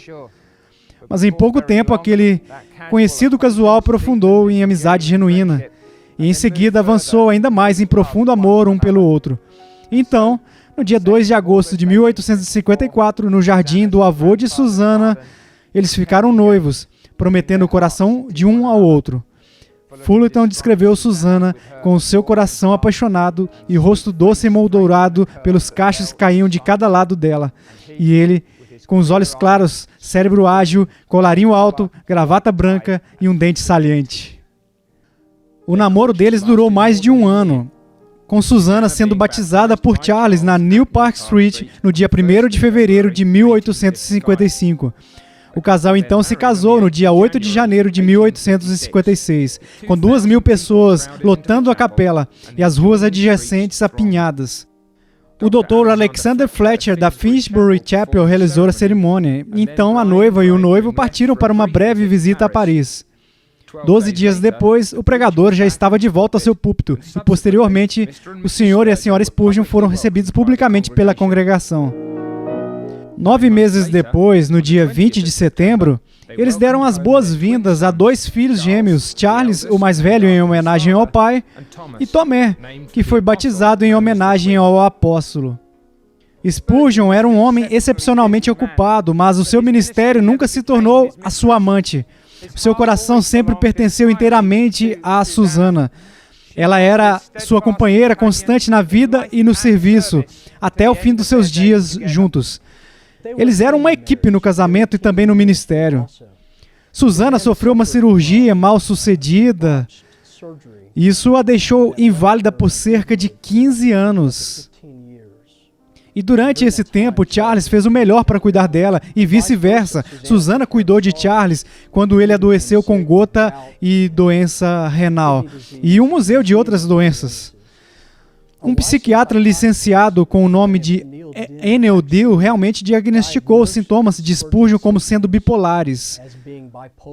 Ele disse que se Spurgeon estivesse vivo hoje, ele seria tratado com terapia, e esse é provavelmente o caso. Olha, Spurgeon chorava às vezes sem saber a causa. Às vezes Susana encontrava com Spurgeon e ele estava prostrado no seu rosto, assim, dentro do escritório. E ele tinha não apenas problemas externos, mas também problemas endógenos dentro de si. Ele estava clinicamente deprimido. E os dois, eles eram uma equipe no ministério e no casamento. Adorei o episódio em que Susana estava dormindo e ela ouviu Spurgeon dizer algo durante o sono dela. E em vez de colocar um travesseiro sobre a cabeça, ou talvez colocar um travesseiro na cabeça dele, ela decidiu pegar uma caneta e um papel e tomar nota do que ele estava dizendo. Era sábado à noite. Spurgeon não havia preparado um sermão para o dia seguinte. Ele geralmente ficava no sábado à noite. Então, na manhã seguinte, Spurgeon acordou e Susana entrega a ele uma cópia das anotações que ela havia feito à noite. Acontece que este era o sermão que Spurgeon ia pregar, e ele pregou aquela mesma mensagem no púlpito naquele dia. Então, eles eram elogios um ao outro. Em 1875, Charles Spurgeon publicou suas famosas palestras para os meus alunos. E foi então que Susana deu uma olhada no livro e disse: não seria ótimo se pudéssemos oferecer uma cópia disso a todos os ministros da Inglaterra? E se pudéssemos colocar nas mãos de cada ministro na Inglaterra uma biblioteca teológica que eles não pudessem pagar? Spurgeon disse: vamos fazer isso. Então, de repente, você tem esse novo ministério fundado. Havia 66 ministérios no tabernáculo e este era um deles, o Ministério do Fundo de Livros. Então, 27 anos depois que o Ministério do Fundo de Livros começou, havia 199.315 volumes teológicos que Susana foi capaz de colocar nas mãos de ministros em toda a Inglaterra para aumentar a compreensão deles sobre teologia e também a erudição bíblica deles. Susana e Charles tinham o tipo de amor que todos nós devemos aspirar. Foi um amor que os conduziu em tempos de provações, doenças e tragédias. Era um amor que estava enraizado, não apenas no prazer um do outro, mas fundamentalmente na união deles com o Senhor Jesus Cristo. Como a própria Susana diria, como está registrado na autobiografia de Charles, o amor deles era um amor que nunca iria desaparecer.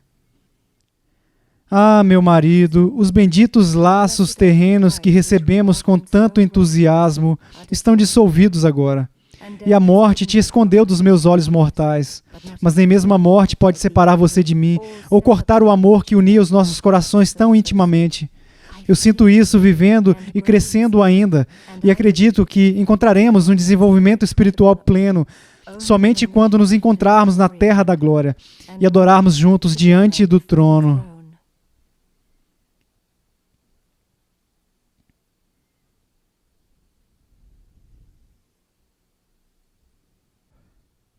Eu não seria o primeiro pregador a dizer que todo o meu descanso é uma mudança de trabalho. Além das responsabilidades como marido, pai, filho e amigo, existem os deveres de pastorear e pregar, que parecem nunca ter fim, e muitas vezes parecem aumentar quando você está debaixo de uma pressão maior. Até mesmo encontrar um dia de folga a cada semana pode ser uma batalha. Spurgeon certamente conhecia essa batalha. Ele tinha muito pouco tempo para passatempos, além de cuidar do jardim. Susana disse que ele gostava de passar longos dias no campo. Essa foi uma de suas grandes delícias. Mas em 1860, Spurgeon estava envolvido em vários anos de ministério particularmente intenso, e ele estava completamente exausto. Ele não descansou de verdade por anos, então chegou a hora de fazer uma pausa adequada. E no verão de 1860, junho e julho, ele partiu para uma excursão pelo continente, viajando pela Bélgica, Alemanha e Suíça.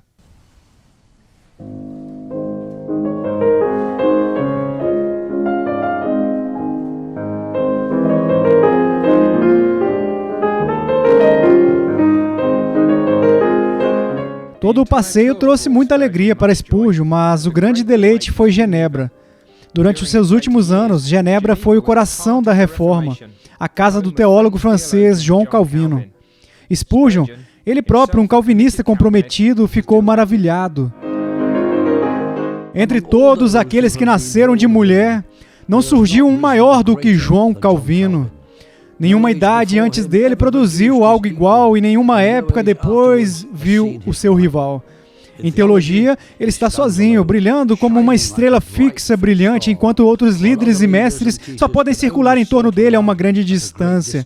À medida que os cometas fluem pelo espaço, com nada como a sua glória ou a sua permanência.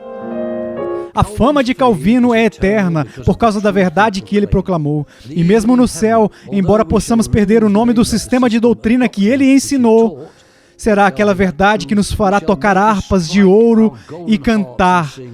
Aquele que nos amou e nos lavou dos nossos pecados em seu próprio sangue e nos fez reis e sacerdotes para Deus e o seu Pai. A ele seja a glória e o domínio para todo sempre. Pois a essência do calvinismo é que nascemos de novo, não de sangue, nem de vontade da carne, nem da vontade do homem, mas de Deus. Eu preguei na Catedral de Genebra, e eu achei uma grande honra ser autorizado a ocupar o púlpito de João Calvino. Eu não acho que metade das pessoas me entenderam, mas eles ficaram muito felizes em ver e se unirem de coração à adoração, no qual eles não poderiam se juntar ao entendimento. Depois do culto religioso na catedral, foi combinado que eu encontraria os ministros. Passamos uma noite muito agradável juntos, falando sobre o nosso Senhor e do andamento da sua obra na Inglaterra e no continente. E quando eles me disseram adeus, cada um daqueles ministros, 150 ou talvez 200 deles, beijaram-me nas duas faces. Foi um prazer peculiar para mim ter a oportunidade de visitar o grande centro do protestantismo fervoroso e encontrar tantos homens piedosos e fiéis que ajudaram a manter a lâmpada da verdade brilhando intensamente. Até o dia da minha morte, lembrarei daqueles servos de Jesus Cristo que me cumprimentaram em nome do meu mestre e me amaram por causa do meu mestre. Hospitalidade sem limites, amor puro e comunhão imperturbável. Uma caneta preciosa com a qual os irmãos em Genebra escreveram seus nomes no meu coração. Afinal, saímos de Genebra e fomos para Chamonix. Então chegamos finalmente no que seria o grande prazer da nossa jornada, a passagem do Simplon. Eu não posso reproduzir para vocês os pensamentos que então passaram pela minha mente. Eu não consigo descrever as tempestades que vimos abaixo de nós quando estávamos no topo da colina. Eu não posso falar para vocês sobre os gafanhotos que vieram nas nuvens e devoraram tudo diante deles. O tempo me faltaria para falar de todas as maravilhas de Deus que vimos na natureza e na providência. Se você não pode viajar, se lembre que o nosso Senhor Jesus Cristo é mais glorioso do que tudo o que você poderia ver. Tenha uma visão de Cristo e você terá visto mais do que as montanhas, as cascatas e os vales e os mares podem mostrar a você. Trovões podem trazer o seu tumulto mais sublime e relâmpagos como sua glória terrível. A terra pode dar sua beleza e as estrelas o seu brilho. Mas todos estes juntos nunca poderiam rivalizar com ele, de quem o Dr. Watts tão bem cantou. Agora ao Senhor uma nobre canção. Desperte a minha alma, desperte a minha língua. Hosana ao nome eterno e todo o seu amor sem limites proclama. Veja onde brilha na face de Jesus a imagem mais brilhante da sua graça. Deus, na pessoa do seu Filho, superou todas as suas obras mais poderosas. A terra espaçosa e o dilúvio que se espalha proclama o Deus sábio e poderoso. E tuas ricas glórias de longe cintilam em cada estrela rolante. Mas em sua aparência uma glória permanece, o mais nobre trabalho de tuas mãos. O brilho agradável dos seus olhos ilumina as maravilhas dos céus. Graça é um tema doce e encantador. Meus pensamentos se alegram com o nome de Jesus. Ó anjos, habitem no som. Céus, reflitam isso para o chão.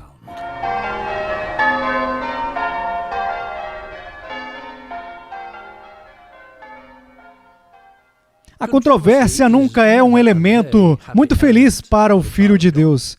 Ele preferia estar em comunhão com o seu Senhor do que se empenhar em defender a fé ou atacar o erro. Mas o soldado de Cristo não conhece escolha nas ordens do seu mestre. Ele pode sentir que é melhor para ele deitar na cama de descanso do que ficar coberto com o suor e a poeira da batalha. Mas como soldado, ele aprendeu a obedecer. E a regra da sua obediência não é o seu conforto pessoal, mas o comando absoluto do seu Senhor. O servo de Deus deve se esforçar para manter toda a verdade que o seu mestre revelou a ele, porque como um soldado cristão, isso faz parte do dever dele. Mas enquanto o faz, concederá aos outros a liberdade de que ele mesmo desfruta. Spurgeon era amado pelo homem comum por sua pregação provocativa, mas a sua fala simples e perspicácia e o colocou em conflito com muitos outros na Londres vitoriana. Às vezes, essa oposição teve resultados trágicos. Por exemplo, no dia 19 de outubro de 1856, 10.000 pessoas foram amontoadas no Surrey Gardens Music Hall para ouvir Spurgeon pregar, e havia cerca de 10.000 mais esperando do lado de fora. Não muito depois, no início dos cultos, alguém gritou "fogo" no salão lotado. Um pânico se seguiu. As pessoas correram para as saídas e 7 pessoas morreram pisoteadas na multidão. Como resultado, Spurgeon caiu em uma depressão profunda. Outras controvérsias foram menos espetaculares, mas não menos dolorosas. Como Spurgeon enfrentou, por exemplo, oposição dentro da União Batista por causa da sua posição contra o liberalismo teológico.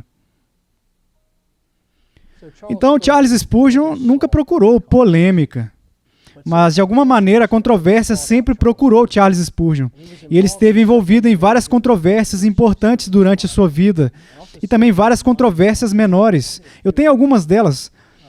Uma das primeiras controvérsias que Spurgeon sofreu foi a controvérsia da mídia de 1854 a 1857. Você pode imaginar aqui, é um jovem do campo, não acostumado com a vida na cidade, não foi educado formalmente. Ele não está ganhando status por intermédio de vias convencionais comuns. E ele vem a Londres e a imprensa o aniquila. Eles o crucificam. Eles o acusam de ser vulgar, eles o acusam de blasfêmia, de que o acusam... Um repórter do jornal lá o acusou de estar nos termos mais íntimos do próprio Satanás. E isso afetou o Spurgeon. Às vezes, Susana Spurgeon tinha que esconder o jornal do marido pela manhã para que ele não lesse.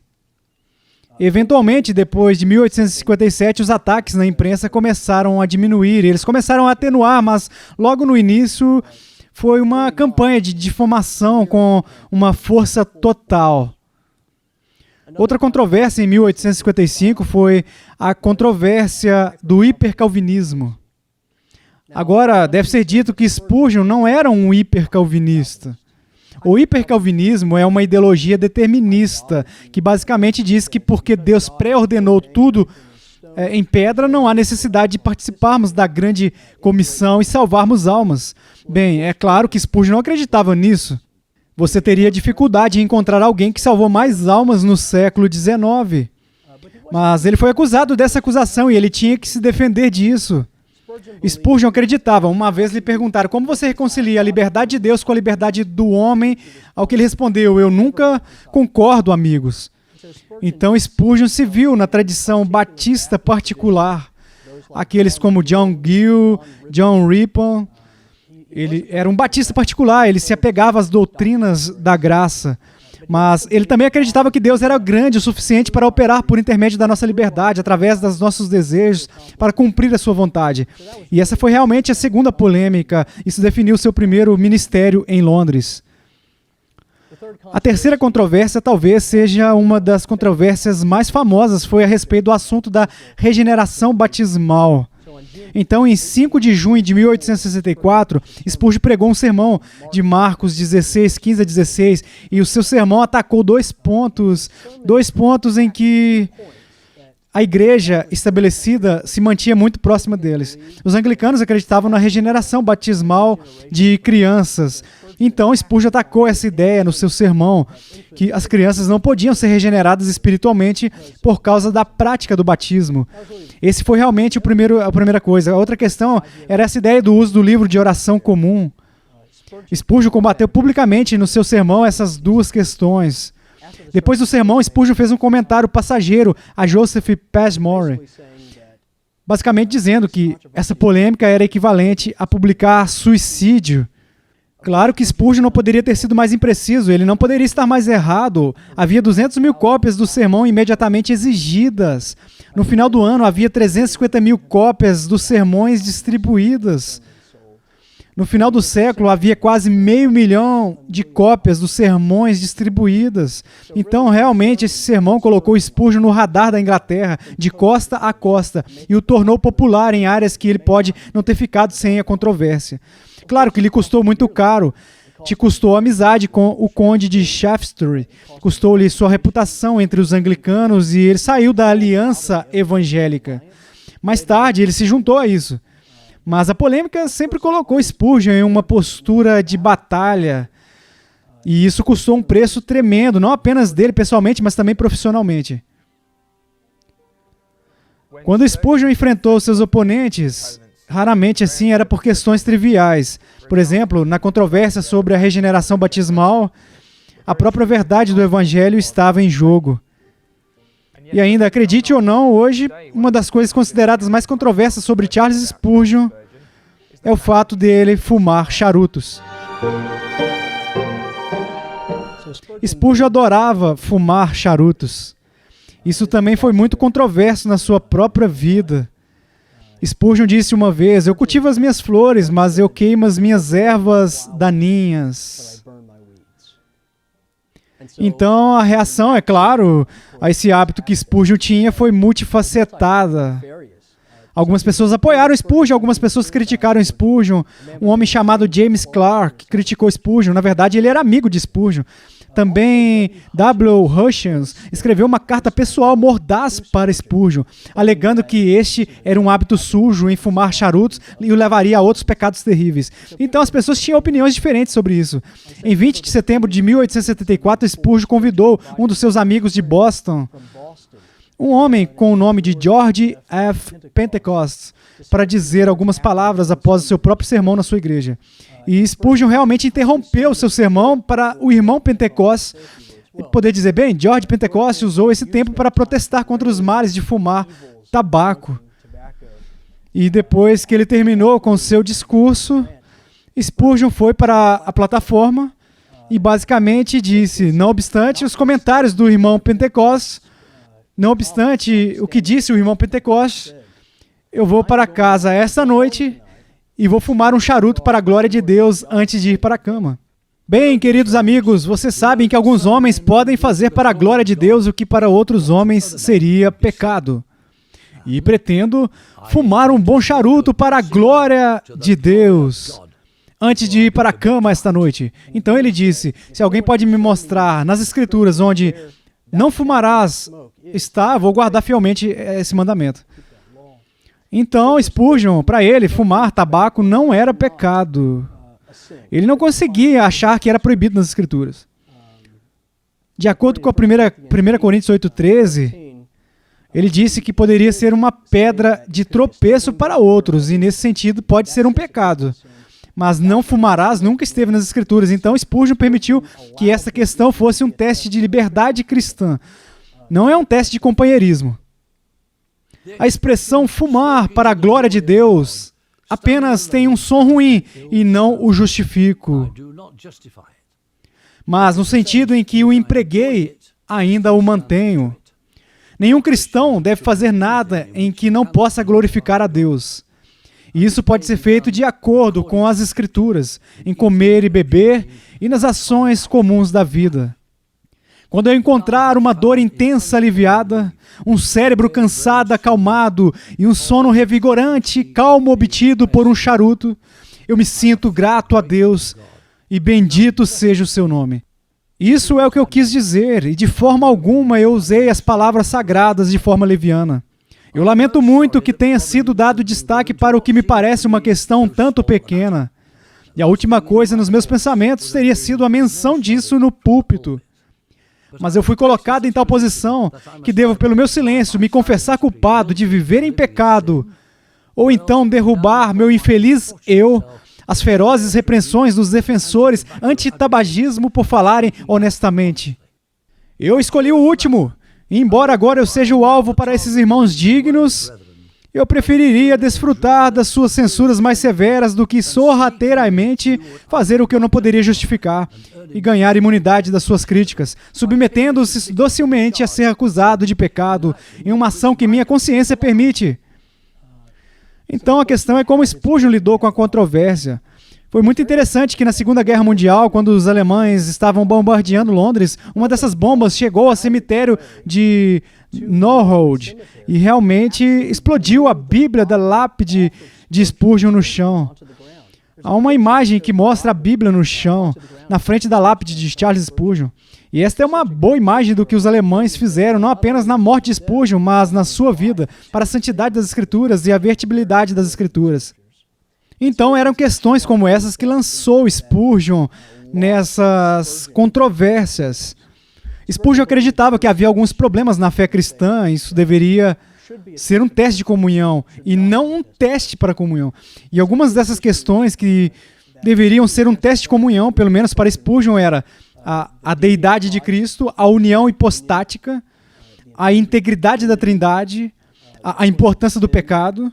E vale a pena entrar em polêmica por esse tipo de coisa para Charles Spurgeon. E nessas questões ele não cedeu nem um centímetro. Então Spurgeon se viu em uma longa fila de teólogos e os defensores da fé que remontam a Paulo e Atanásio e Lutero, Calvino, Knox, os puritanos. Então, para realmente entender a postura de Spurgeon em relação à controvérsia, você tem que entender que ele está participando de uma tradição que era mais velha do que ele, então ele era maior do que ele. Ele costumava se referir à frase Athanasius contra mundo, e de muitas maneiras isso poderia ser dito sobre Spurgeon, Spurgeon contra o mundo. Isso veio definir muitas partes do seu ministério. A controvérsia teve um efeito polêmico na apresentação do Evangelho de Spurgeon. Isso colocou em uma posição de combate. E então ele é forçado a manter a sua integridade. O que ele fez, na minha opinião, se saiu muito bem na controvérsia do downgrade, particularmente entre sua correspondência com Samuel Booth e outros. Mas ele não queria abandonar as suas convicções, ele estava disposto a deixar os seus amigos e a sua reputação, e até mesmo a venda dos seus sermões para manter a sua integridade bíblica. Então, de muitas maneiras, Spurgeon era visto como um homem que estava atrasado. Ele foi visto como um fóssil de uma era anterior, que simplesmente não progrediria no futuro. Mas também deve ser dito que Spurgeon foi visto e deve ser visto como um homem antes do seu tempo. Olha, no auge da controvérsia do downgrade, Spurgeon emite esta profecia. Uma das grandes declarações proféticas de Spurgeon. Ele, pelos próximos 50 anos, eu estou bastante disposto a ser comido por cães, mas o futuro mais distante me justificará. Então Spurgeon poderia antecipar um momento quando os evangélicos retornariam a uma postura mais bíblica, uma postura mais teologicamente consistente.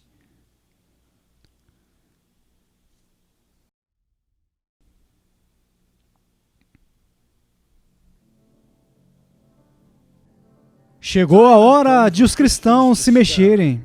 A casa está sendo roubada, suas próprias paredes estão sendo cavadas, mas as pessoas boas que estão na cama gostam do calor. E com muito medo de ter cabeças cortadas e descer e conhecer os ladrões. A inspiração e a especulação não podem permanecer em paz por muito tempo. Compromisso não pode haver nenhum. Não podemos manter a inspiração da palavra e ainda assim rejeitá-la. Não podemos acreditar na expiação e negá-la. Não podemos falar da doutrina da queda e ainda falar da evolução da vida espiritual da natureza humana. De um jeito ou de outro, devemos ir. A decisão é a virtude da hora. Na sua vida, como já vimos, Spurgeon conhecia bem a oposição e mesmo a batalha. Mas não havia nada para comparar com o que conhecemos hoje como a controvérsia do downgrade. Em meio a esse combate contra o liberalismo teológico, Spurgeon disse adeus a um dos seus alunos e disse que não veria o rosto dele novamente porque essa luta o estava matando. E era mesmo, como diria um dos seus biógrafos, a luta que lhe custou a vida. A controvérsia do downgrade estourou como um vulcão em 1887 e veio assim meio que do nada e se moveu e avançou em um ritmo um tanto rápido. Da época em que Spurgeon escreveu seu artigo de acusação em agosto de 1887, a espada e a espátula de outubro de 87, quando ele já havia renunciado e se retirado da União Batista. Na verdade, dois fatores levaram a isso, na opinião de Spurgeon. O primeiro foi a metodologia de alta crítica vinda da Alemanha que minou as escrituras em geral e então o darwinismo que agora estava em ascensão questionando a criação. Provenientes desses dois tributários primários era uma série de questões minando a expiação, minando uma convicção geral sobre a crença e inspiração das escrituras. E para Spurgeon, o primeiro foi uma necessidade mais percebida, uma preocupação percebida. E ele escreveu em A Espada e a Espátula, documentando e revelando isso, e foi recebido com um furor de indignação. Gente questionando sua integridade, dizendo que ele deveria apresentar evidências, o que levou a outra controvérsia com o Sr. Booth, onde Spurgeon enviou a documentação de Booth com nomes e preocupações, e Booth nunca disponibilizou isso. Levou ao cisma com seu próprio irmão James. Criou uma grande fissura com aqueles que estudaram na faculdade de Spurgeon e catapultou o próprio Spurgeon para uma grande depressão. Tanto é verdade que Susana percebeu que isso o levou ao seu túmulo de forma prematura. Espero ser fortalecido para a dura tarefa que me espera, mas tento nem pensar nisso, mas apenas me abandonar a um banho de descanso. Acredito que este seja o caminho mais sábio e ainda assim eu continuo desejando fazer algo de bom ou dando algum fruto para o Senhor. Ocorrem pequenas ocasiões para isso e estou ansioso para usá-las corretamente. Agora vou precisar de sabedoria. O Senhor vai me preparar para tudo o que vai acontecer. Não acho que Spurgeon poderia ter evitado a controvérsia do downgrade. As questões deveriam ser pronunciadas. Eles pensavam que as preocupações teológicas eram muito urgentes. Acho que realmente a questão é que a história nos implora para perguntar Spurgeon deveria ter renunciado tão abruptamente? Ele poderia ter afetado o sindicato positivamente se ele tivesse ficado nele e procurado agitar por dentro? Ou foi o sindicato mais bem servido e a igreja servida de forma melhor para ele se afastar e agitar externamente? Essa não foi uma separação secundária. Às vezes, as pessoas relembram as controvérsias do downgrade e usam ela como um ponto de referência para outros graus de separação. Eram problemas urgentes, eram problemas de primeiro nível. E o sindicato não tinha nenhuma declaração doutrinária que foi acordada por todos os constituintes. Não porque eles não se importassem com a doutrina, mas porque a doutrina era basicamente pressuposta. Eles estavam pressupondo as convicções evangélicas. Então não vejo como a controvérsia poderia ter sido evitada, pelo menos não por meio do manuseio de Spurgeon. Posso não ter uma aversão tão intensa à nova teologia se eu não tivesse visto tanto dos seus efeitos malignos. Eu poderia te falar de um pregador de incredulidade a quem vi em minha própria sacristia, totalmente destruído, quase ao desespero, e não tendo descanso para a planta dos pés, até que ele voltou a confiar simplesmente no sacrifício expiatório. Se ele tivesse falado com vocês, diria: apegai-vos aos vossos irmãos de fé. Se você jogar fora o seu escudo, você se abrirá para perigos iminentes e incontáveis feridas, pois nada pode protegê-lo, exceto o escudo da fé. A Bíblia nos diz que, tanto quanto depende de nós, devemos viver em paz com todos os homens. Isso é especialmente verdadeiro na Igreja de Jesus Cristo, onde devemos ser conhecidos pelo nosso amor uns pelos outros. E ainda, por mais desagradável que seja, há momentos em que nós precisamos dividir por causa do Evangelho para a honra e glória de Deus em Cristo. Spurgeon continua sendo para nós um excelente exemplo de coragem e clareza. Ele mesmo disse que estava disposto a ser comido por cães da sua própria geração, mas que dias mais distantes o justificariam. E esse é o tipo de exemplo de que ainda precisamos, de um homem que está preparado para trilhar o caminho da fidelidade, mesmo quando essa for uma estrada solitária.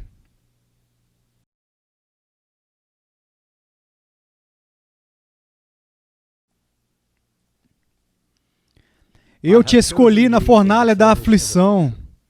Este tem sido o lema fixado diante dos nossos olhos na parede do nosso quarto. E de muitas maneiras também está escrito no nosso coração. Não é uma coisa ruim ser escolhido por Deus. A escolha de Deus faz homens escolhidos, homens escolhidos. Não somos escolhidos no palácio, mas na fornalha. Na fornalha, a beleza é prejudicada, a moda é destruída, a força se derrete e a glória é consumida. Aqui, o amor eterno revela os seus segredos e declara a sua escolha. Assim foi no nosso caso. Portanto, se hoje a fornalha ele aqueceu 7 vezes mais, nós não teremos medo, pois o glorioso Filho de Deus caminhará conosco entre as brasas ardentes. Charles Spurgeon era um leão no púlpito. Disto não pode haver dúvida. Sua pregação poderosa abalou seus ouvintes até os alicerces das suas almas. E ainda, este homem, tão poderoso no púlpito, fora dele foi assolado por doenças e a depressão. Em outubro de 1858, ele teve o seu primeiro episódio de doença incapacitante desde vir para Londres. Ele esteve ausente do seu púlpito por 3 domingos. Quando ele voltou, ele pregou 1 Pedro, capítulo 1, versículo 6. Eu estava deitado no meu sofá e o meu espírito estava tão abatido que eu poderia chorar a cada hora como uma criança. E, no entanto, eu não sabia por que eu chorava, mas até algo banal me faria chorar naquele momento. E um amigo gentil estava me dizendo de uma pobre alma vivendo aqui perto, que estava sofrendo com muita dor e, no entanto, estava cheia de alegria e regozijo. Eu estava tão angustiado por ouvir aquela história. Eu me senti tão envergonhado de mim mesmo que eu não sabia o que fazer, querendo saber por que eu deveria estar em um estado como este, enquanto esta pobre mulher, que tinha um câncer terrível, estava na mais terrível agonia. No entanto, poderia se alegrar com uma alegria inefável e cheia de glória. E em um momento, esse texto brilhou na minha mente com o seu verdadeiro significado. Eu tenho certeza de que é o seu verdadeiro significado, que existe uma necessidade absoluta de ser, que às vezes o cristão não deveria desfrutar de sofrimentos com um coração galante e alegre. Há necessidades que às vezes o espírito deve afundar dentro de si e que ele deveria se tornar até mesmo como uma criança ferida debaixo da mão de Deus. Houve momentos em que a sua depressão era tão grave que Spurgeon sentiu que não poderia mais continuar a pregar. Ele estava terrivelmente inseguro da sua vocação para o ministério e até mesmo do seu relacionamento com Jesus Cristo. Mas como Martin Lloyd-Jones compartilhou na sua série de palestras sobre a pregação e pregadores, Deus não deixaria ir o príncipe dos pregadores. Então, a outra história é muito boa, eu acho. Digo isso para o conforto de um homem necessitado, um homem em desespero, ou um pregador leigo em particular. É outra história sobre Spurgeon, que teve acessos de depressão, ele sofria de gota, e isso sempre vem acompanhado de um elemento de depressão. E ele estava debaixo das nuvens e sentiu que não poderia pregar, e de fato que ele não estava assim apto para pregar. E ele se recusou a pregar no domingo seguinte e foi para o campo, para sua antiga casa em Essex. E no domingo de manhã ele entrou na parte de trás da pequena capela onde ele foi criado. E havia um pregador leigo pregando naquela manhã. E o pobre pregador leigo começou a pregar um dos sermões do Senhor Spurgeon. Assim que o homem terminou, Spurgeon correu até ele, com lágrimas escorrendo pelo rosto, agradecendo-lhe profundamente. E o pobre homem disse: Senhor Spurgeon, eu não sei como enfrentá-lo, eu acabei de pregar um dos seus sermões. E ele disse: não me importa de quem seja o sermão, disse ele. Sua pregação essa manhã me convenceu de que sou um filho de Deus, que sou salvo pela graça, que foi chamado para o ministério e estou pronto para voltar a pregar novamente. A depressão de Spurgeon era resultado das suas muitas doenças, talvez por causa do impacto psicológico que elas cobraram, mas no caso da sua gota também pode ter sido fisiológica. Ele continuaria descrevendo a sua depressão ou desânimo com sua pior característica. Ele afirmou que o desânimo não é uma virtude. Eu acredito que é um vício. Estou profundamente envergonhado de mim mesmo por ter caído nisso, mas tenho certeza de que não há remédio para isso como uma fé santa em Deus. No entanto, a sua depressão permitiria que ele ministrasse de forma mais eficaz, como ele próprio reconheceria. Eu iria às profundezas 100 vezes para animar um espírito abatido. É bom para mim ter sido afligido para que eu saiba como falar uma palavra na hora certa para alguém que está cansado. Durante seus últimos anos de ministério, a gota e as crises de depressão de Spurgeon frequentemente o incapacitavam, resultando na sua ausência frequente do púlpito. No entanto, mesmo nesses momentos, Spurgeon experimentou períodos de extraordinária produtividade. Finalmente, após 38 anos de ministério, Spurgeon deixou o cargo de pastor do Tabernáculo Metropolitano no dia 7 de junho de 1891. À medida que sua doença progredia, ele se aposentou em Menton, na França. Nos primeiros anos, Spurgeon costumava visitar aqui para descanso e recuperação, particularmente durante os períodos de depressão. Mesmo quando convalesceu, ele descobriu que era um campo fértil para um ministério frutífero. Era ali que ele passaria seus últimos meses no corpo. Mesmo naquela época, o seu coração ainda estava com a sua congregação. No dia 9 de agosto, uma carta escrita pelo próprio Spurgeon foi lida ao povo. O nome do Senhor seja louvado pela primeira doação, então ouça as orações amorosas do seu povo. Por intermédio dessas orações, a minha vida é prolongada. Sinto-me muito humilde e muito grato. Tenho sido objeto de um amor tão grande, de uma explosão de oração tão maravilhosa. Não tenho força para falar mais. Que o nome do Senhor seja glorificado atenciosamente. Charles Haddon Spurgeon. Spurgeon entrou no descanso do Senhor no dia 31 de janeiro de 1892. Sua esposa Susana enviou uma mensagem simples, mas reconfortante para o seu filho Tom. Pai no céu, mãe conformada. Na edição memorial da revista Espada e Espátula, após a morte de Spurgeon, eles descreveram seu funeral dessa maneira. Enquanto nos reuníamos em torno de um túmulo, um pequeno pedaço de céu azul apareceu logo acima das nossas cabeças, como se nos lembrasse da terra gloriosa acima. Enquanto o Sr. Brown estava falando, uma pomba voou na direção do tabernáculo, em direção à tumba. E, rodando em seu voo sobre a multidão, quase pareceu fazer uma pausa. Nos dias antigos, teria sido um augúrio. Para nós, falava apenas paz. Enquanto o culto continuava, um pequeno tordo comum cantava sua nota o tempo todo em uma lápide vizinha. O peito vermelho fez música apropriada, fabulosa, como era ter seu casaco carmesim. Desde então arrancou um espinho da testa ensanguentada do Salvador. Bem, nós não acreditamos nisso, mas acreditamos no que cantamos no túmulo. A verdade é que o Sr. Spurgeon viveu para pregar e morreu para defender. Caro Cordeiro moribundo, teu precioso sangue nunca perderá o seu poder, até que toda a igreja resgatada de Deus seja salva para não pecar mais.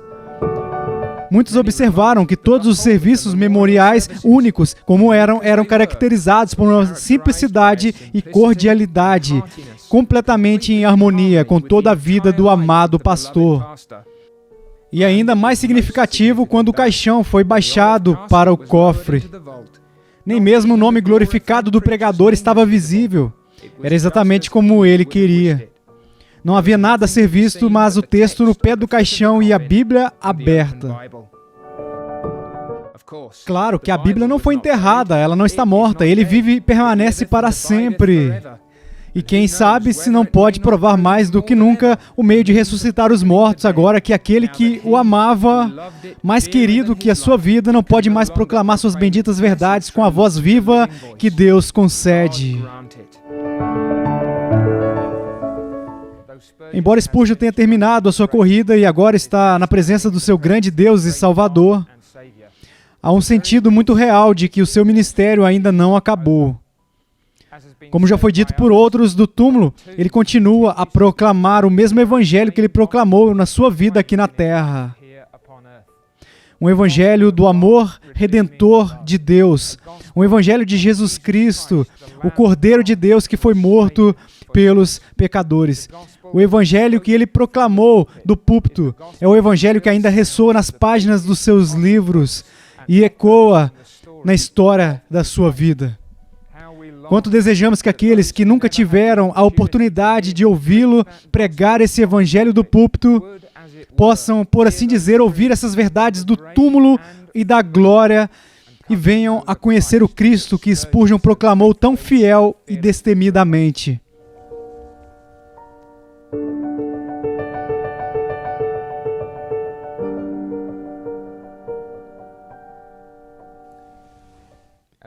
Como cristão, como marido e pai e como pastor, não é errado perguntar que tipo de legado eu vou deixar, que personagem eu vou deixar para trás, que efeito eu terei na minha esposa e nos meus filhos, e os santos a quem tenho ministrado e as outras pessoas a quem preguei. Precisamos fazer essas perguntas também a respeito de Charles Spurgeon. Como homem que marca, ele deixou o mundo ao seu redor. Como marido e pai, o que ele passou para aqueles que o seguiram, e o que dizer da igreja, onde ele tão fielmente ministrou. Qual é o legado de Spurgeon? Um ano após a morte de Spurgeon, filho de Charles, Thomas sucedeu seu pai como pastor do Tabernáculo Metropolitano, onde ele próprio serviu fielmente por 15 anos, e foi sucedido por vários ministros piedosos até hoje em dia. O outro filho, Charles, também era um pregador, e ele foi fiel, por sua vez, ministrando o Evangelho onde quer que o Senhor o enviasse. Então, quando se trata do legado de Spurgeon, uma coisa que sempre me impressionou é essa tensão bifurcada em Spurgeon, desde o início do seu ministério, entre fazer e ser. A maioria das pessoas está familiarizada com a história da conversão de Spurgeon em Colchester. Spurgeon está tentando ir à igreja, ele está envolvido em uma tempestade de neve, ele perde seu caminho, ele tropeça em uma igreja metodista primitiva na rua, e foi lá que até o pastor desta igreja metodista primitiva foi invadida pela neve. Então um sapateiro ou alfaiate ou o que quer que fosse leva ao púlpito completamente sem educação, e com o melhor da sua capacidade ele prega Isaías 45:22, olhai para mim e sede salvos todos vós confins da terra. Spurgeon mais tarde relata que parecia como se ele pudesse ter desviado os olhos. Então, esta ênfase em Spurgeon em fazer, olhar, seguiu ele durante todo o seu ministério, mesmo depois da sua experiência de conversão. Ele se dedicou às atividades ministeriais, ele começou a distribuir folhetos, ele tinha que fazer alguma coisa para Cristo. Ele diria mais tarde, quando nossas vidas estiverem para ser finalmente escritas, que Deus conceda que eles registrem não apenas as nossas palavras, mas também as nossas palavras e as nossas ações. Então Spurgeon fez muito, ele era um presidente da faculdade, ele era um pastor, ele era um abolicionista, ele era um defensor social, ele era um autor. E então, assim, Spurgeon fez muito na sua vida, mas o que é menos conhecido é onde Spurgeon, ele foi à igreja naquela noite, e particularmente, assim, o que ele ouviu no dia 6 de janeiro de 1850, naquela noite. Naquela noite, ele foi à igreja batista em Eldland e ouviu Robert Langford pregar um sermão sobre Efésios 1:6, sobre como Deus nos fez aceitos no amado. Então, é essa ideia de estar em Deus, não apenas fazer para Deus, mas estar em Deus. E essa tensão é muito interessante de acompanhar, essa tensão na vida de Spurgeon entre fazer e ser. O ministério de Spurgeon oscila entre Isaías e Efésios. E de muitas maneiras, esse é um legado que ele deixou para a igreja. Ele não apenas nos desafia a fazer algo por Jesus Cristo, mas ele também nos dá a garantia de que Jesus Cristo fez algo por nós. Então, esse é um grande legado que ele deixou para a igreja e um grande desafio para nós. Outro legado que deixou é a ideia de vocação. Na Reforma, as duas doutrinas populares eram a justificação, a ideia de ser corrigido com Deus por intermédio de Cristo, santificação, conceito no qual somos feitos, transformados santos, por intermédio da obra de convicção do Espírito Santo nas nossas vidas. Spurgeon recuperou a terceira e esquecida doutrina da Reforma. Essa é a doutrina da vocatio, vocação, a ideia de que Deus chama cada um de nós, não apenas pregadores, não apenas evangelistas, não apenas missionários, mas operários da fábrica e aqueles que estão trabalhando no comércio e no cinema. Ele chama cada um de nós para sermos ministros. E esta é uma maneira que Spurgeon apelou para a classe trabalhadora comum em Londres e realmente os equipou para levar o evangelho nos seus próprios caminhos de ministério. O legado de Spurgeon é inquestionavelmente multifacetado, multidimensional, mas acho que você tem que entender que tudo flui do seu púlpito. Antes de ser escritor, antes de fundar um orfanato, antes de fundar uma faculdade, embora fosse um apologista da fé, tudo o que fluiu do seu ministério de púlpito, o homem em seu DNA, no seu coração, era um pregador do evangelho. Portanto, o seu legado, antes de mais nada, é um legado de púlpito. Mesmo a proliferação dos seus ministérios de publicação, os sermões, os livros e as cartas, muito disso flui diretamente do seu púlpito. Então eu acho que o legado de Spurgeon é simplesmente esse. Eu acredito que Charles Spurgeon e George Whitefield, a quem Spurgeon admirava muito, se referia como chefe dos pregadores. Eu acredito que esses dois homens são os maiores pregadores da língua inglesa, sem dúvida. Uma resposta para a pergunta: por que nós deveríamos ler Spurgeon hoje em dia? É que Spurgeon ainda tem algo a dizer para nós.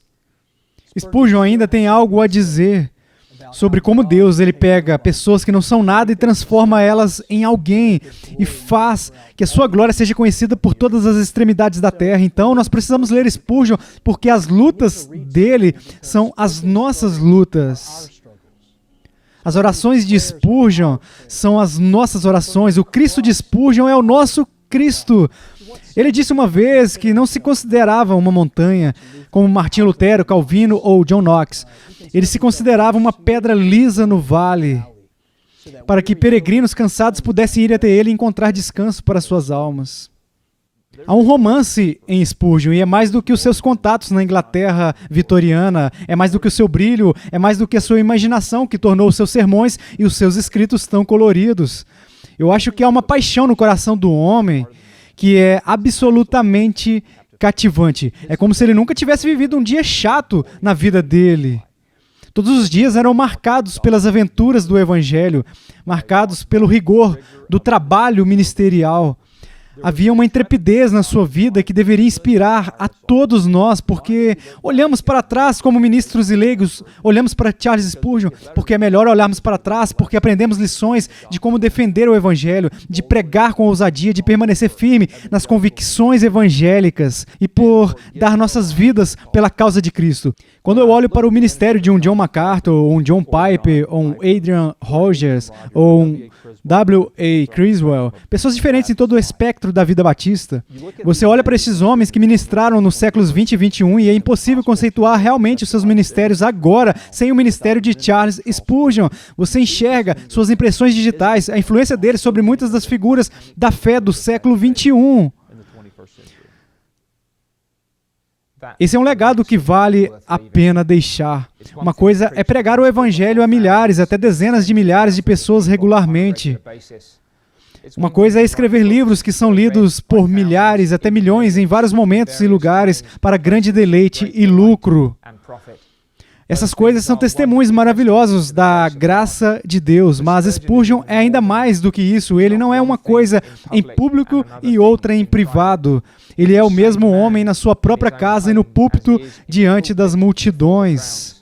O mesmo homem está pregando o mesmo evangelho, servindo ao mesmo Cristo e mostrando o mesmo caráter piedoso, o mesmo zelo pela glória do seu Senhor e Salvador. É esse o legado que nós vamos deixar? O legado de um Cristo como homem ou mulher, fazendo o trabalho que o nosso Salvador nos deu para fazer aqui na terra, até entrarmos na sua presença e adorar, servir e louvar a Ele para todo sempre. Spurgeon disse certa vez: não morrerei, mas viverei para proclamar as obras do Senhor. E nesse caso, Helmut Tillich reforça essa ideia quando disse: aquele velho arbusto de Londres ainda queima e não dá sinais de ser consumido. E talvez Deus esteja levantando outro Spurgeon que proclamará sua glória no século 21. Talvez seja você. Eu costumava pensar que deveria cantar entre os santos acima tão alto quanto qualquer outro, pois devo muito à graça de Deus.